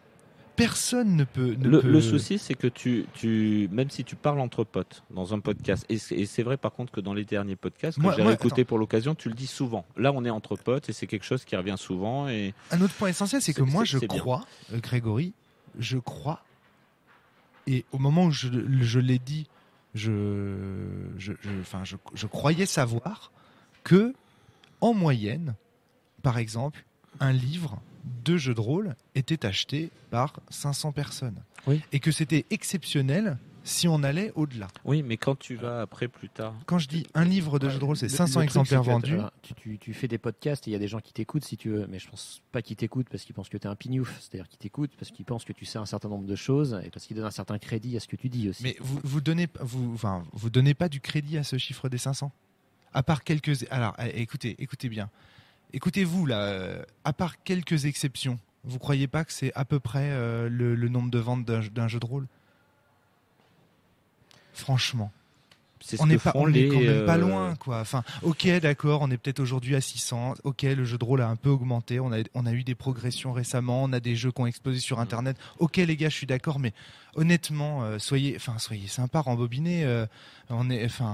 Franchement, vous croyez pas que c'est à peu près? Allez, donnez une fourchette, vous, en moyenne là. Donnez une moyenne. Moi, je dirais que ça dépend des jeux et surtout je dirais que je Mais ne regarde, sais pas. Tu vois, t'es en train. Mais Non, je ne sais mais pas. c'est Je Mais, ne sais pas. Ça Mais va oui, mais- dépendre de l'éditeur, ça va dépendre du tirage aussi. mais regardez, vous êtes en train d'atténuer le truc. Non, mais Non, je pense on qu'on ne l'atténue pas. C'est peut que, pas en fait, donner- moi, je vais pas te dire 500. on Je peut vais pas pas te dire c'est 500. Je vais pas te dire là aujourd'hui c'est 1000. Je vais dire je n'en sais rien. Il est tout à fait possible que ce soit de l'ordre de 500 en grande moyenne. Non, Parce mais qu'il y a beaucoup plus les gens sont d'éditeurs pas- qui font des petits tirages que d'éditeurs qui font des gros tirages. Mais 500 Mais vous par an, voyez, ça vous voyez, fait dès qu'on commence à discuter dans les détails, évidemment, le diable est dans les détails. Oui, on est Tout d'accord. est toujours plus compliqué Attention, dès c'est qu'on du commence à. nitpicking, ou je sais plus comment on dit en anglais, c'est De ça quoi le mot. Je sais pas. Non, ce que je voulais dire, c'est que ça dépend. Ça dépend Vincent. vraiment des éditeurs et ça dépend vraiment des tirages. Bien C'est-à-dire sûr. donner une moyenne, toi, en comparant un jeu qui va être tiré Voilà. à 100 et un jeu qui va être tiré à 3000. Voilà, on peut se demander. Finalement, c'est un chiffre qui veut pas dire Voilà, grand-chose. tout à fait. Ça, je l'entends. On peut se demander si le chiffre que je cite là, il a Quelque du part, sens. et- Qu'est-ce qu'il veut dire quelque ce part, chiffre si tu dis qu'un jeu ça se vend à 500 exemplaires et ça met de côté le fait que tu as quand même des jeux qui se vendent à 1000 ou 1500, peu importe, on va dire 1500. Mais non, mais Non mais je t'explique, tu as des jeux qui se vendent à 1500, donc tu peux dire ah ben le marché en fait il est tout petit, mais en fait non, tu as des jeux à 1500 plus des jeux à 500, certaines personnes qui achètent les deux, certaines qui achètent que l'une que l'autre, ça ne donne pas une information finalement sur la possibilité de vendre un jeu. Le gars qui se lance, est-ce que s'il fait un tirage, s'il écoute ton truc, il va faire un tirage à 500, Ouais. il va se planter. Mais comment ça, il va se planter? Il va se planter parce que tu as d'excellents jeux Ouais. qui sont très bien produits, etc. Comment et qui font des tirages à 200. Et voilà, et ils ont touché leur public. Et je parle de jeux même que tout le monde connaît, mais bon. Bon, Tu vois ce que je veux dire? enfin là, j'ai pas le temps de me défendre sur tous ces points parce que il faudrait vraiment presque consacrer un podcast à ce chiffre et à pourquoi je le dis en fait. Mais on Parce que a c'est- compris pourquoi mais tu tu vois, disais. je pense, Et là, ouais. pour la peine, Bon, j'ai bah, ça juste va alors. donné en passant. En fait, ce qui est marrant, c'est qu'on passe du temps sur ce que je donne en passant et pas sur les trucs qui me paraissaient. Ah bah oui, terribles, mais c'est normal, c'est normal. c'est rigolo. C'est normal. Greg. Euh, Faut bien développer quoi. Mais bon, en gros, moi je disais ça pour donner de l'espoir et parce que pour que les gens se disent pas, mon Dieu, j'ai vendu que 100 exemplaires de mon jeu, c'est un bide, j'arrête le jeu de rôle. Mm. Et ça, on en a entendu au départ. Mais bon, voilà. Je pensais Est-ce que- enfin, bref, on va pas revenir là-dessus. Alors mais- attends. Ouais. Ça, c'était rigolo. Non, après, il y a des trucs où en fait, tu disais des choses et. Tiens, les rôlistes sont attachés à la couverture rigide. Moi, je me suis dit, c'est quoi cette bêtise? Sauf qu'en fait, j'ai arrêté le jeu de rôle pendant pas mal de temps et que j'en ai discuté ce week-end avec un copain c'est vrai. vendeur. Et c'est carrément vrai. ça et dans une seconde mesure la boîte, mais qui va finalement plus vendre a priori à des joueurs anciens. Finalement, non, la couverture rigide, ça compte. Mais bon. Ouais. Donc de temps en temps, j'entends des choses et je me dis, mais ils disaient que des conneries à la cellule. En fait, c'est moi qui dis des conneries tout seul dans mon salon. Tout seul parce que ma femme supporte pas ta voix. Je suis obligé d'écouter avec des écouteurs ou quand elle n'est pas là. C'est surtout que ça l'intéresse pas du tout le jeu de rôle. C'est ça en fait, c'est pour ça que je t'écoute, c'est que je suis jaloux. Oui, alors sur l'emballage, il y avait tout le débat sur il faut que ça soit l'auteur qui emballe parce que sinon c'est pas son œuvre, etc. J'ai envie de te demander quand est-ce que tu vas acheter une imprimante qui te permettra d'imprimer toi-même tes bouquins pour que tu puisses sélectionner les encres et ainsi de suite et le papier que tu vas utiliser. Pour moi, ce côté sur l'emballage, mais là c'est un débat d'idées donc je vais le passer très rapidement. Je suis pas tout à fait d'accord. Non, on pourra en reparler une autre fois. Ouais, puis c'est un débat qu'on aura tout au long. Jeux de rôle et jeux de société. Celui-là est super important dans ma vie d'auditeur de la cellule. Ah ouais. Et c'était le bonus 10. Avec bonus 10, JDR et jeux de société. Avec Monsieur Fall et voilà. Mops. Où tu non. Ou alors c'est celui avec Proxy Jeux. Proxy Jeux. Où tu expliques que la cellule a pour vocation de faire découvrir le jeu de rôle. Ouais. Oui, je le dis. Et répète. Tu enchaînes avec une. Alors, tu t'es renseigné, tu t'es documenté, tu as été lire Wikipédia et tu expliques dès le début que la distinction entre jeu de rôle et jeu de plateau a été créée par les rôlistes. J'ai été voir sur Wikipédia, c'est ce qui a écrit sur Wikipédia. Ah bon ? Effectivement. Ça, donc si dedans tu cites Wikipédia, tu dis que tu oui, c'est dans Wikipédia. Bah tu vois, je m'en souvenais plus. Je m'en souvenais plus. Je suis allé regarder, effectivement, j'ai trouvé et je me suis dit tiens, il y a vraiment n'importe quoi des fois sur Wikipédia. Ouais, ça c'est n'importe quoi. Mais c'est pas toujours facile de s'en apercevoir. Donc jeu de plateau, c'est quoi? C'est la traduction de board game. Ouais, mais attention, je suis d'accord avec toi que c'est la traduction de board game, mais dans les faits, moi je pense que beaucoup de rôlistes utilisent ce terme pour distinguer, ils pourraient dire jeu de société, mais pour distinguer le jeu de plateau du jeu de rôle. Hein. Ça j'en suis sûr. Pourquoi en fait ils font ça? C'est parce que à l'époque, les gens qui font du jeu de plateau, ce qui deviendra le jeu de plateau moderne, etc., sont ceux qui font du jeu de rôle et à la limite là je te renvoie à l'interview de Didier Guisséric sur Trick Track TV où il raconte ça mieux que moi, où le fait que voilà, tu regardes les premiers casus, tu as énormément de wargame, on te parle de diplomatie, le jeu de société, on te parle de choses comme ça qui sont les jeux de société modernes. À l'époque c'était génial d'ailleurs parce que là on est au Festival de Cannes, il sort un millier, je sais plus, je crois que c'était dans les 1000 jeux cette année. Et tu vois, va choisir. Alors qu'à l'époque, on avait de la chance. Il y en avait un ou deux, peut-être 3-4 qui sortaient et qui arrivaient jusqu'à nous dans les boutiques en France par an. C'était génial. On pouvait. Alors quoi, c'est une connerie ça, du coup? De toute façon, là, on est vraiment dans un travers de la société. On est toujours dans une société de l'étiquetage en fait. Ouais, mais oui, c'est ça. J'écoute pas du heavy metal, mais j'écoute du black metal. Si tu veux, il faut vraiment être très précis et très pointu. Finalement, on s'en fout. On fait du jeu, quoi. On fait du jeu de rôle ou du jeu de plateau. Oui, on fait du jeu de société. On fait du jeu de société. Voilà. Moi, ce que je trouve intéressant dans cette distinction, c'est qu'elle montre qu'on cherche à opposer deux choses. Et ou en tout cas que les gens cherchent à avoir des spécificités, et que finalement je trouve que dès qu'on commence à voir le jeu de rôle comme un jeu de société comme les autres, on gagne énormément en clarté, en diffusion. C'est ce que je dis, oui. non Mais ça c'est oui, tu vas un peu dans ce sens-là. Ah, j'ai pas noté quand tu disais des trucs bien, mais j'avais pas assez de papier. Ou j'ai oublié.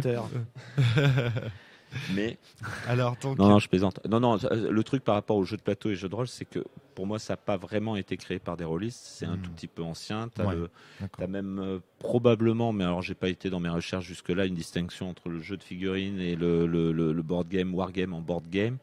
Et ainsi de suite, et le fait de jouer avec des pions en carton ou avec des figurines en plomb avant, et tu vois, c'est quelque chose qui j'accepte. C'est vraiment un terme américain qui a été traduit par les gens qui apportaient ces jeux. J'accepte volontiers la critique. Moi j'avais utilisé ça, je crois, pour développer un argument.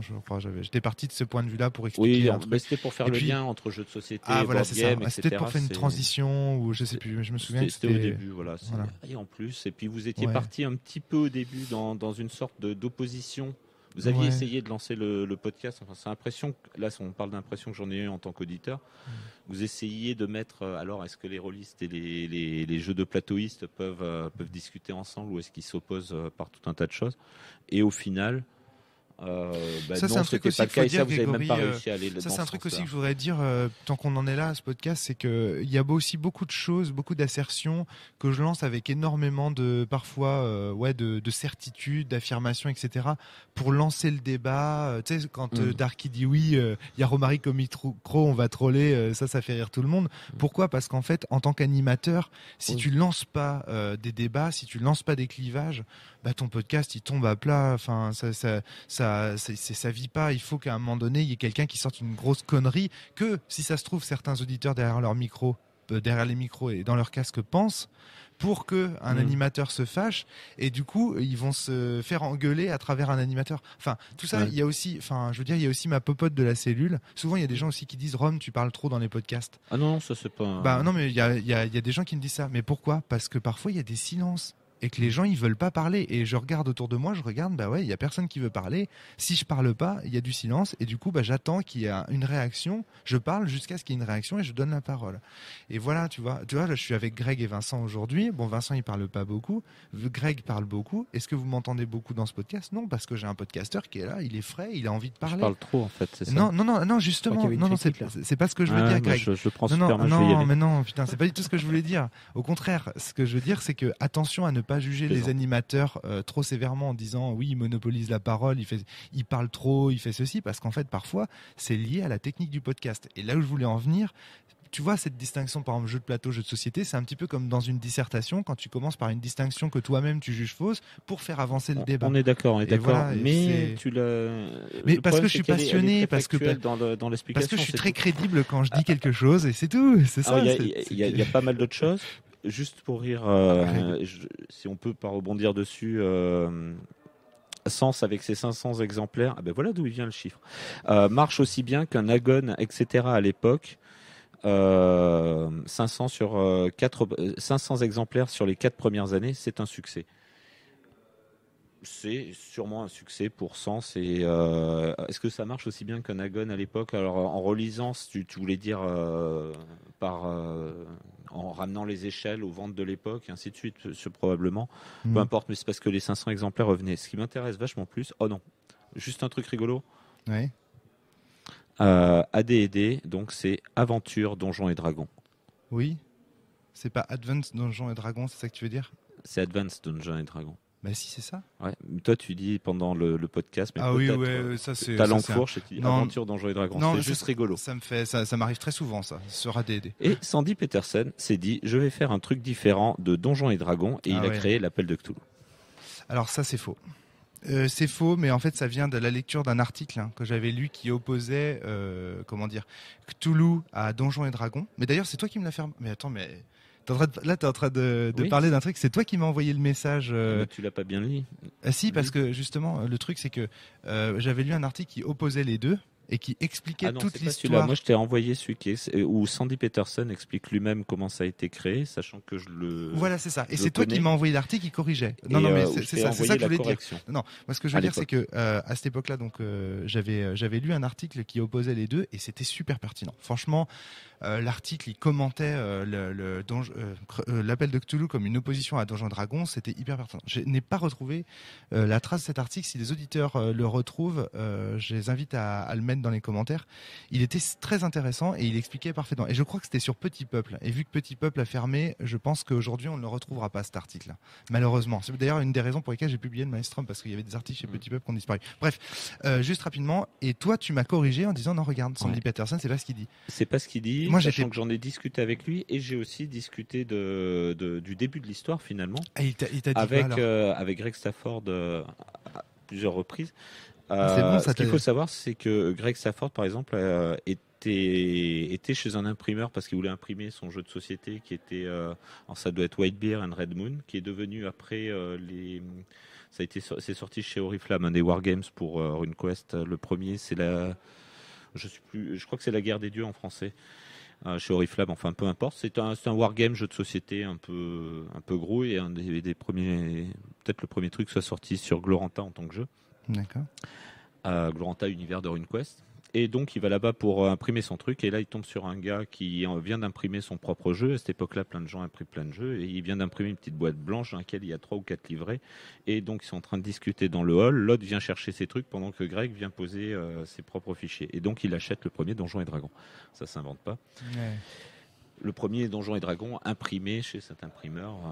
Il y avait peut-être eu avant des versions. Attention à ton micro. Des versions photocopiées ou copiées, ou peu importe. D'accord. Et ça lui plaît pas. Il aime bien l'idée, mais ça lui plaît pas. Il y a plein de choses qui lui plaisent pas dans Donjons et Dragons, à Greg Stafford. Et notamment le fait qu'il y ait des classes de personnages qui t'enferment. C'est un des trucs qu'il dira plus tard. Alors après, on l'a dit en début de podcast, on peut parfois réinventer son histoire. Hein. Donc ça n'a que la valeur de ce qu'en dit celui qui l'a vécu. Et donc, après plusieurs étapes, il va créer RuneQuest et le BRP, le Basic Role Playing, qui est en fait le système embryonnaire de RuneQuest, qui est basé sur les jets de pourcentage sous des compétences qui sont notées sur 100 avec un petit système de résolution. Je ne sais pas s'il y a déjà la table d'opposition, peu importe. Et c'est un système de règles. D'accord. Et il crée Chaosium, qui va être une boîte qui va sortir tout un tas de jeux. Et à un moment donné, alors sachant que c'est pas Greg Stafford qui écrit tout seul tout ça, il le fait avec notamment Lynn Willis pour RuneQuest. Et RuneQuest, c'est un premier jeu où tu as des compétences sociales, où ton personnage il peut grimper dans plein de compétences, ce qui veut dire qu'il peut changer de métier et de classe de personnage, qui est juste relativement novateur. Il y a eu d'autres jeux qui l'ont fait un peu différemment avant, à l'époque. Et là, ils se mettent à acheter des licences. Et à essayer de sortir des jeux qui changent, et ils chopent la licence de Lovecraft. D'accord. Le droit d'écrire un jeu de rôle sur Lovecraft. Sachant que Lovecraft, ça les intéresse pas trop, à Chaosium en général, et qu'il y en a à cette époque-là, et que voire même ils trouvent ça assez médiocre comme littérature. Après tout, c'est du pulp, c'est-à-dire du roman de gare sur du mauvais papier, etc. Puis quand on le relit, maintenant on le relit parce qu'on sait tout ce qu'il y a autour, l'imaginaire, mais si tu le relis vraiment, c'est pas forcément génial. Maintenant, par contre, on a de super traducteurs de Lovecraft en français qui rendent des fois des choses vraiment très belles, alors qu'à l'origine, c'est pas top. Ouais, voilà, on le lit tous en français pour la plupart. Ce qui est une généralité abusive. Ouais. Mais tu vois, tu prends la précaution de le dire, mais je pense que tous les auditeurs l'avaient compris. Tu vois. Ouais, mais ça, c'est des fois que je tombe sur un mec comme grec, toi qui viennent. Non, c'est hyper risqué ce que je fais aujourd'hui. Et donc, ils engagent un gars pour faire un premier jeu, puis le gars n'avance pas vraiment sur le jeu. Enfin, ça, je sais pas si je confonds avec RuneQuest, mais peu importe. Ils finissent par demander à Sandy Peterson de faire un jeu là-dessus, et ils le prennent parce qu'il est fan du jeu. Sandy Peterson, il veut faire quoi? Il veut faire des règles de l'appel de Cthulhu qui sont intemporelles, parce que pour lui, si Lovecraft a écrit dans les années 20, c'est parce qu'il vivait dans les années 20. Donc si on écrit l'appel de Cthulhu, alors je sais plus de quand ça date, 81. Si l'appel de Cthulhu sort en 81, Cthulhu, ça doit se passer pendant les années 80. Point barre. Ouais. Ça se passe au moment où tu vis le truc. Et de toute façon, c'est intemporel. Tu peux faire des histoires dans le passé, dans le futur. Deuxième truc, il y a un article dans un magazine pour Donjons et Dragons qui parle d'un système de gestion de la folie. D'accord. Basé sur des points que tu perds. Il trouve ça génial. Il reprend en gros l'idée. Il discute machin avec le gars qui a écrit. Peu importe. Enfin, c'est mieux expliqué dans l'article en question. Donc, résumé, il récupère le système de santé mentale qui rajoute à l'appel de Cthulhu. Les gars de Chaosium, eux, ce qu'ils aiment bien dans les années 20, on l'a compris. Alors, les gars de Chaosium, ce qu'ils aiment bien dans Lovecraft, c'est que c'est les années 20. Parce que les années 20, t'as des tractions avant, t'as des Thompson, nous aussi, t'as des gonzesses qui dansent. Il n'y a pas de téléphone portable. En buvant de l'alcool frelaté, t'as des bootlegs, tout ça, c'est classe. Tu peux faire passer de l'alcool en douce, et ainsi de suite. De toute façon, téléphone portable en 81, il y en avait, mais ils étaient dans les coffres des bagnoles, ils étaient super lourds. J'ai un oncle, mon parrain, pas d'électricité. en avait un. Ça, c'est vachement important. Enfin, il y a moins d'électricité en 1920. Ça, c'est cool. C'est pour l'horreur. Et non, c'est juste que c'est cool de s'accrocher à une traction sur le marchepied et de tirer à la mitraillette. C'est ça qui fait triper les gars de Chaosium à cette époque-là. Donc, années 20, imposé. Et système de santé mentale. Ah ouais, mais il est vachement lourd, ce système de santé mentale. On ne peut pas récupérer de la santé. Donc, c'est totalement désespéré. Ce que voulait Sandy Peterson, d'un certain côté, c'est ce qui lui plaisait, que ça soit vraiment désespéré. On va mettre des systèmes qui vont permettre de regagner la santé mentale quand même. Notamment quand tu réussis des trucs. Ou alors, il faudrait regarder exactement à l'époque ce que c'était. Parce que là, je suis pollué par la V6.5 de l'appel. Donc, je ne peux pas aller à fond dans les détails. Mais la santé mentale se retrouve être moins horrible que ce qu'elle était à l'époque. D'accord. Donc en fait, c'est pas Sandy qui écrit quelque chose en réaction à autre chose, c'est Greg Stafford qui écrit quelque chose en réaction à autre chose, qui sert du système élémentaire qu'il a créé avec d'autres pour ce jeu, pour fabriquer d'autres jeux et d'autres licences. Ensuite, tu auras Hawkmoon, d'abord Stormbringer, ensuite Hawkmoon, tu as tout un tas de jeux qui sortent dans plein d'univers différents à cette époque-là chez Chaosium, toujours sur cette base de système. Et avec chacun leur petite particularité.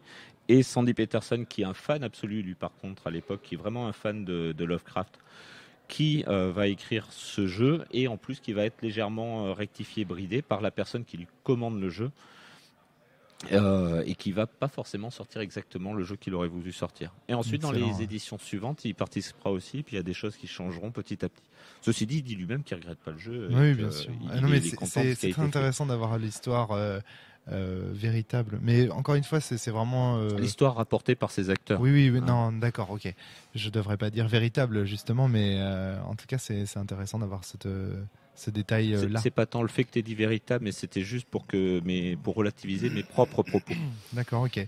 Tu es très précautionneux. C'est très bien. Ok. Oui, alors tiens, le suivant. J'ai mis oui avec un point d'exclamation dans la marge. Oh là, ça c'est bon ça. Dans une copie, c'est bon ça. Donc là, c'est pas toi qui parle. C'est pour ça. Et c'est Flavie. Donc ça va, c'est ta moitié qui parle. La moitié positive. Hein. Tout à fait. Donc je suis persuadé que si on devait vraiment rentrer dedans, on serait incapable de dire jeu de rôle traditionnel. On serait obligé de mettre en place une définition pour chaque système de jeu traditionnel. Ouais. Et quand tu as dit ça, voilà, c'était très bien. Ça faisait 10 minutes que vous discutiez sur... Alors c'était dans responsabilité, positionnement et machine à saucisses. Oui, on en est à celui-là, à parler des machines à saucisses. Je suis tout à fait d'accord avec Flavie. Et c'était très bien. Il y avait 2-3 autres... D'ailleurs, j'ai écrit un article récemment dans Jeux de rôle magazine qui s'appelle « Le maître de jeu n'existe pas ». Où j'explique justement que la notion de maître de jeu, exactement ce dont on parlait au début de ce podcast, que la notion de maître de jeu finalement apparaît comme globalisante et généralisante très très tard, et qu'avant chaque jeu stipulait typiquement le type de maître de jeu dont il s'agissait. Alors je sais qu'il y a d'autres occurrences de maître de jeu qui étaient prononcées, mais bon voilà, après c'est la ligne que je tiens dans cet article, et c'était justement pour condamner ça, dire que le jeu de rôle classique n'existe pas en fait. Et que s'il fallait rentrer dans le détail de chaque jeu traditionnel, on verra qu'en fait, ils sont tous différents. Et c'est pour ça qu'il y a un des intervenants là souvent sur le podcast qui utilise comme définition du jeu de rôle et jeu de rôle, ce que l'auteur appelle un jeu de rôle. Oui, Fabien. Voilà. Et alors je suis pas toujours d'accord avec tout ce qu'il dit, mais quand il dit ça, c'est vrai que j'ai tendance à être vraiment très d'accord. Moi aussi. Alors, ce qu'il faut voir aussi par rapport à la cellule, toujours sur ce truc des errata et des conneries, c'est que, alors d'abord, les propos engagent les podcasteurs qui les disent, et ensuite que nous-mêmes qui les disent au nom de la cellule. Pas au nom de la cellule, en leur nom dans les micros de la cellule généralement. Pourquoi au nom de la cellule, je comprends pas. Parce que je pense qu'à partir du moment où on écoute une émission qui est estampillée la cellule, même si c'est un débat, il s'exprime au nom de la cellule. Oui, si tu veux. Ouais. Ça me pose pas trop de problème.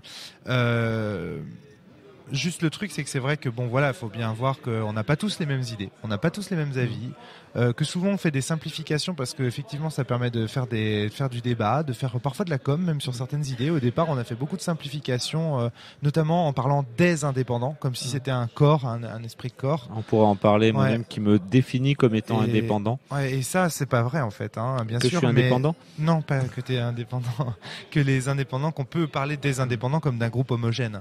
Ça c'est ce qu'on a fait vraiment au tout début de la cellule. Je vous invite à écouter le podcast sur les indépendants, le volume 2, dans lequel on explique justement tout ça, ce n'était qu'une posture. Et il y a aussi beaucoup de trucs juste sur les errata, c'est que nous-mêmes, en tant que podcasteur, on est partagé. Moi-même, j'ai pas d'idée tranchée sur tout ce que je raconte. Je vais avoir une idée tranchée pour un podcast le jour J, et puis le lendemain, il y a un mec sur un commentaire, ou toi, Grégory, qui va m'envoyer un document texte de innombrables signes, qui va me démontrer par A plus B, comme tu l'avais fait pour Sandy Peterson, que c'est faux, et puis je vais du coup être convaincu. Et ça, il faut bien le dire, c'est la vérité à un instant T. Voilà, c'est... Et nous-mêmes, on peut revenir sur certaines choses. Moi-même, je ne suis pas toujours d'accord avec le moi d'il y a 4 ans, 5 ans. Enfin, voilà. Et encore une fois, il y a des choses qui se sont améliorées sur les années. Le fait que tu dises, par exemple, je l'ai lu là, comme pour les jeux de plateau. On essaye de plus en plus de le faire. C'est-à-dire, je l'ai lu sur Wikipédia, ça permet de regarder la source et puis de mettre en rapport avec ce que nous, on sait ou pas, et ainsi de suite. On essaye vraiment de plus en plus de le faire, mais toujours dans cette contrainte que ça reste une conversation de potes et que parfois, on n'a pas toujours les clés sous la main. Le nombre de fois où on échoue, on est là, putain, si j'ai lu ça quelque part, mais c'est où ? C'est frustrant. Voilà. Mais bon. Il y en a d'autres qui sont amusantes, hein. Et puis il y a des travers. C'est un travers. On a discuté un petit peu. Enfin, on a mangé ensemble ce midi. Et typiquement, c'était le cas des matchs de foot. Oui, dont tu parles dans de Pascal Boniface, l'étude de Pascal Boniface. Exactement, dont toi tu dis dans un podcast, voilà, c'est une étude qui a été réalisée qui dit, donc je rappelle cette étude qui n'existe pas, a priori. Quand quelqu'un regarde un match de foot en vrai dans le stade, il est super immergé dans l'action. Quand il regarde de chez lui en direct, il est un peu moins immergé. Quand il le regarde sur une cassette vidéo et que ça s'est déjà produit, même s'il connaît pas la fin, alors là il est beaucoup moins immergé. Voilà. Et quand il connaît la fin, il est plus du tout immergé. Voilà. Et l'idée c'est que la volonté du supporter influe sur le résultat du match. Et le fait de le regarder en cassette vidéo, il y a l'idée que vu que le match a déjà été joué, sa volonté n'a plus d'action dessus. Donc moi j'ai entendu ça, j'ai trouvé ça pertinent. Je me suis dit, il y a une étude, il cite le truc, c'était c'est dans l'air, etc. Le gars qui dit ça, qui cite une Pascal étude. Boniface. Je m'en suis servi, j'en ai parlé avec quelqu'un, je lui ai dit, mais d'ailleurs c'est comme, et j'ai donné cet exemple-là. Ouais. Et je crois que c'est un épisode plus tard, ou peut-être à la fin de l'épisode, je ne sais plus, il y a un moment donné. J'ai envoyé un mail à Pascal Boniface pour lui demander où était cette étude, ce qui est encore une fois la preuve, parce que souvent les gens disent oui, la cellule c'est pas sourcé, c'est pas ceci, c'est pas cela. Moi derrière, je fais souvent un énorme boulot en amont pour essayer justement d'aller trouver les études dont il est question, etc. Et là tu vois, en l'occurrence, j'ai quand même envoyé un mail à Pascal Boniface, qui est directeur général de l'IRIS. Donc l'Institut de recherche stratégique internationale et stratégique, je crois, c'est. Et donc voilà, donc quand même un gros bonhomme quoi pour lui poser la question, parce que là j'avais pas la source et je l'ai pas trouvée. Et le mec m'a dit non, il s'agissait d'un constat, non d'une étude. Et la manière dont il l'a dit, c'est dans l'air, j'avais vraiment l'impression qu'il parlait d'une étude. Et bon voilà, je me suis trompé. Mais tu vois, la preuve que quand même, putain, je fais le boulot, quoi. Tu vois, et ça m'énerve. Bon, du coup, j'ai dû aller rectifier, moi, de mon côté, et dire, ah ben non, en fait, cette étude n'existe pas, au gars à qui j'en avais parlé, ainsi de suite. J'étais désolé. Et imagine, j'aurais entendu que Sandy Peterson avait créé Cthulhu en contradiction avec Donjons et Dragons, j'allais en parler à mes copains et. Alors non, c'est vraiment ce que je dis sur Sandy Peterson parce que. Oui, quand je cite, Par contre, on peut quand même analyser. Pénible, d'ailleurs, je fais pause, je réécoute, je remets, je mets les mots exacts. On peut juste pour dire qu'on peut quand même analyser Cthulhu. Et Donjons et Dragons, les mettre côte à côte et les analyser comme une réponse l'un à l'autre. Ça pose aucun problème. Sauf que l'auteur n'a pas pensé ça. Et surtout qu'on saute un échelon. Oui, qui est RuneQuest et le BRP qui existait entre. Donc finalement, c'est un peu, tu parlais de voiture juste avant. C'est comme parler de passer de la charrette au moteur à explosion. Entre temps, il y a eu des moteurs à vapeur qui ont peut-être impliqué des choses. Tu vois, l'intérêt de ce podcast de la cellule, c'est ça, c'est d'amener des gens comme toi à venir s'exprimer, à venir corriger, à venir amender.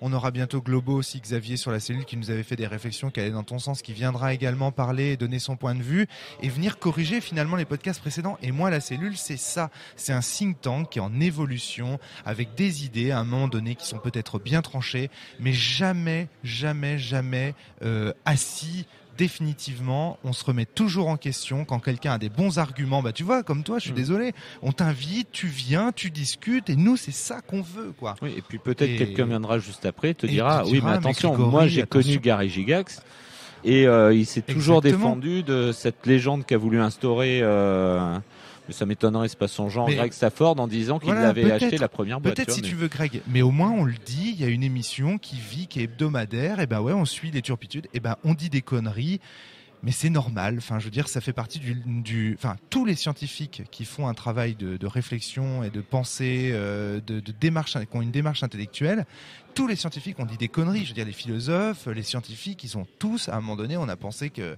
voilà, le Soleil était au centre de l'univers. La Terre est au centre du. Non, il n'est pas vraiment au centre de l'univers, mais on a pensé que la Terre était au centre de l'univers, c'est ça que je veux dire. Et voilà, on l'a cru, on l'a défendu. Il y a des gens qui sont probablement venus dans les micros de la cellule à cette époque-là pour dire mais si, je vous jure, c'est la vérité. Il y a 500 exemplaires du Soleil qui sont vendus au centre de la Terre, enfin de la Terre qui sont. Bref, c'est normal, ça fait partie de la démarche. Par contre, ce qui serait pas de la démarche scientifique, c'est moi ne pas avoir l'honnêteté intellectuelle de t'inviter ou d'inviter des contradicteurs pour dire ce genre de choses. Oui, et notamment à propos du Soleil, en fait, il est pas du tout au centre de l'univers, il est dans le désert égyptien et il mesure 32 cm de rayon. Absolument, comme on l'a appris au début de ce podcast. Tout à fait. Absolument. Qu'est-ce qu'il y a ensuite ? Donc ensuite, on a quoi ? On a podcast Quel avenir pour le jeu de rôle ? Ouais. Tiens, alors s'il y a un truc sympa où vous expliquez que c'est très long et très difficile d'expliquer à quelqu'un ce que c'est que le jeu de rôle. Ouais. Alors, j'en reparle dans le là, c'est pas moi, c'est Régis Rappard qui fait énormément de choses sur Place to Go, People to Be. Ouais. Et qui a un exemple qui est super, que j'ai un peu modifié pour expliquer à quelqu'un comment faire du jeu. À un moment donné, oui, mais pas à la période où, a priori, ça trollait dans tous les coins à propos de J'ai connu un Régis très très sympa au monde du jeu. Ah, ça doit être lui. S'il était très très sympa, c'est lui. Ah, il était adorable, vraiment. C'est lui, hein. Adorable, peut-être pas. Hein. Si. On adore Kenito Chris et le pharaon noir. Et donc tiens, si tu veux initier, alors c'est une parenthèse, là c'est pas une critique, une façon très simple d'initier quelqu'un au jeu de rôle ou surtout de lui expliquer comment ça marche, pour moi c'est de le faire jouer. Oui, bien et sûr. ça, c'est Régis qui m'a mis sur cette voie. Et en général, qu'est-ce que tu fais ? Tu regardes la personne, tu es par exemple là au Festival de Cannes, tu dis t'es venu comment ? Le gars te dit je suis venu en train. On va la jouer comme ça. Vincent, tu es venu comment ici ? Je suis venu en voiture. Tu es venu en voiture, d'accord. Tu l'as garé où ? Dans une rue. D'accord. Donc, imaginons là ce soir, tu as oublié quelque chose dans la voiture. Là, tu vas retourner à ta voiture, d'accord ? Donc, tu retournes à ta voiture, c'est bon. Et au moment où tu arrives sur ta voiture, tu imagines il y a deux gars habillés tout en noir avec des cagoules et des baramines qui sont en train de donner des coups de baramine dans ta voiture. Qu'est-ce que tu fais ? J'appelle les flics. Voilà. Ben là, tu viens de faire du jeu de rôle. Ouais, c'est ça exactement. Ouais. Et ça, c'est tout simple, mais ça marche très bien. Alors, il manque un truc. Régis me dirait, ouais, mais Greg, ça va pas parce qu'il joue pas vraiment un personnage, il se joue lui-même. Tout à fait. Et donc, il n'est pas dans le côté jeu de rôle classique, etc. Oui. On peut rajouter, imaginons, tu es un agent secret et tu retournes à ta voiture. Et là, voilà, il aura plus de possibilités. Mais rien que ça, la personne d'un seul coup, elle vient de faire du jeu de rôle. Tu as fait du jeu de rôle et c'est ce qu'on va faire ce soir autour d'une table, en quelques heures, entre copains, en buvant quelques bières ou du coca, peu importe, et en mangeant des chips ou des figolus ou des granolas, hein, voilà. Si ça se joue chez toi. Donc faut que j'amène des granolas si un jour je viens faire une démo de Bimbo. Non, profite. On a conclu que les granolas c'était de la nécrose avec Vincent l'autre jour. Donc Ah d'accord. Ouais. Non, donc ça marche pas. Wow. Mais bon voilà. Ah, c'est pas bon la nécrose. Non. Ça on s'en fiche. Allez, je zappe directement à One Shot 23. Alors, sachant que j'ai pas refait tous les podcasts, je pense que c'est bientôt fini. Et le One Shot 23, il est vachement bien puisqu'on parle de l'appel de Cthulhu. Ah oui. Donc, bon. ça va finir par être un podcast sur l'appel de Cthulhu. Hein. Oui, c'est un peu ça, ouais. On peut commencer par le truc qui revient, le running gag de tous les podcasts, quoi. C'est ton exemple du chirurgien qui a 50% de compétences et qui foire un patient sur deux. Oui, ce fameux truc. Ouais. Donc ça, c'est faux. C'est faux. Ça, c'est complètement faux. Dans l'appel de Cthulhu, il y a une règle qui stipule qu'il n'est pas nécessaire de faire le jet si on n'est pas dans une condition extrême, il me semble. C'est si tu n'es pas en situation de stress, et c'est dès la première édition de 81. Et elle est renforcée avec la 6.5. Tu veux le raconter un peu parce que je parle tout le temps. Vas-y. Puisque dans celle-là, on t'explique que pour être un professionnel, il y a des catégories en fait qui sont liées au score en compétences et que si tu es un professionnel, ça veut dire que tu as 75% de compétences. Oui, tout à fait. Donc en fait, si tu n'as pas tes 75%, tu n'as pas eu ton diplôme à l'université. Ou alors tu es un professionnel qui agit un peu illégalement, tu vois, le veto qui opère les bandits dans son arrière-cour et qui en rate un sur deux, mais comme de toute façon il envoie des rapports à personne, il reste intéressant. Comme c'est un veto. Et puis c'est un veto, voilà. Et lui par contre il y a 75% avec les vaches. Je marche peut-être sur les câbles ? Non, pas du tout. Et donc à partir du moment où il a 75, c'est-à-dire que dans la première édition il disait vous ne lancez les dés que si vous êtes en stress, et ensuite La règle disait et donc voici toutes les compétences. Pour réussir dans une compétence, lancez le dé et si vous faites dessous, c'est bon. En fait, le stress, c'est juste une petite ligne dans le bouquin, qui est moins gros à l'époque. Hein. Et dans la dernière édition, il y a vraiment cette notion des 75%. Si tu es un professionnel, tu ne lances pas les dés, sauf si tu es vraiment dans une situation critique. D'accord. Et en plus, il y a une règle supplémentaire qui est la règle du temps passé à faire l'action. Ce qui fait que si tu rentres dans une pièce et que tu cherches des indices, si tu n'es pas contraint par le temps, donc si tu ne jettes pas, tu ne fais pas de jet de toc, tu ne fais pas de jet d'idées, ni rien quoi que ce soit, tu trouves l'indice. Mais on se rapproche de ce que je disais sur Donjons et Dragons dans Donjons et Dragons, c'est écrit dans les règles qu'on peut tricher. Non.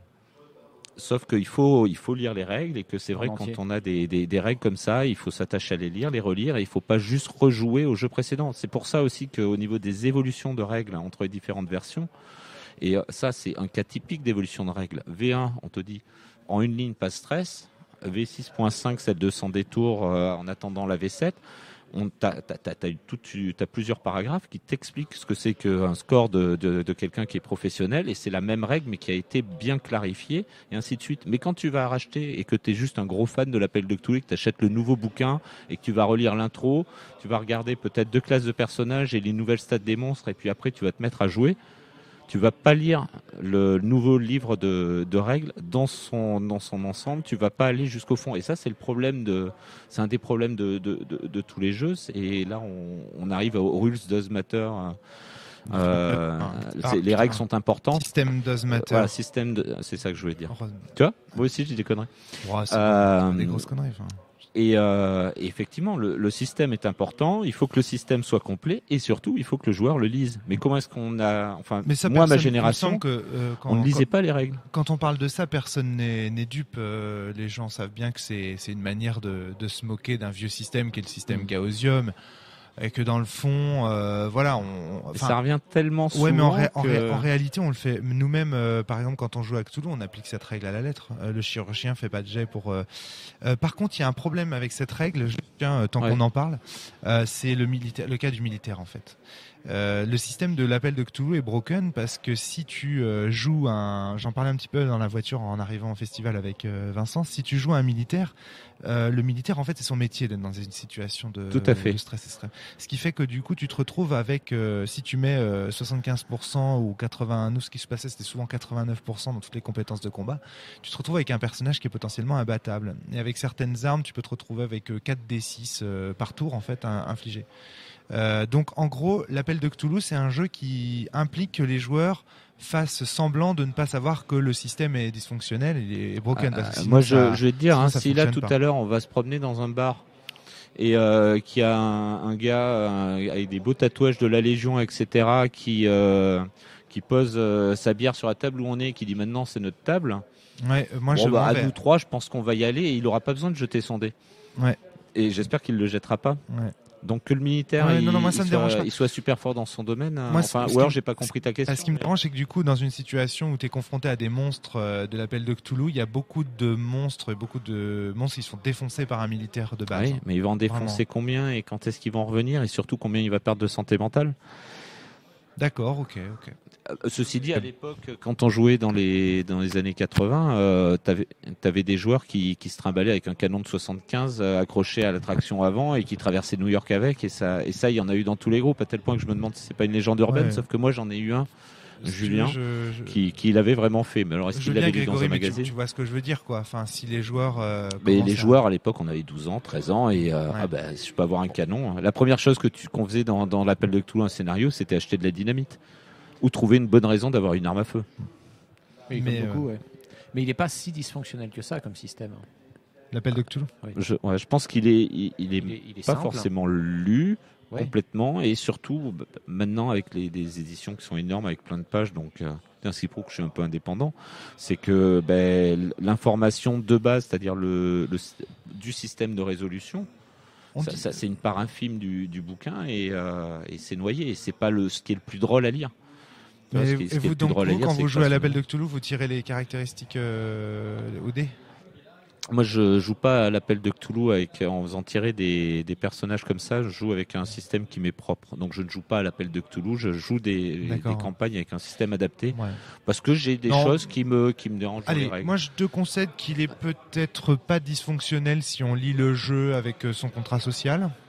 Ouais. Hein. Après, je te dis pas que c'est un système qui est super moderne. Effectivement, voilà. il y a des choses qui sont un peu vieilles, mais toi, comme les caractéristiques tirées au dé qui sont sur 18. Mais je le trouve. Mais plus maintenant. Si tu veux, je trouve qu'il y a des raisons d'en rire ou de le critiquer, dans la mesure où quand même on voit qu'il est daté. Tu vois ce que je veux dire?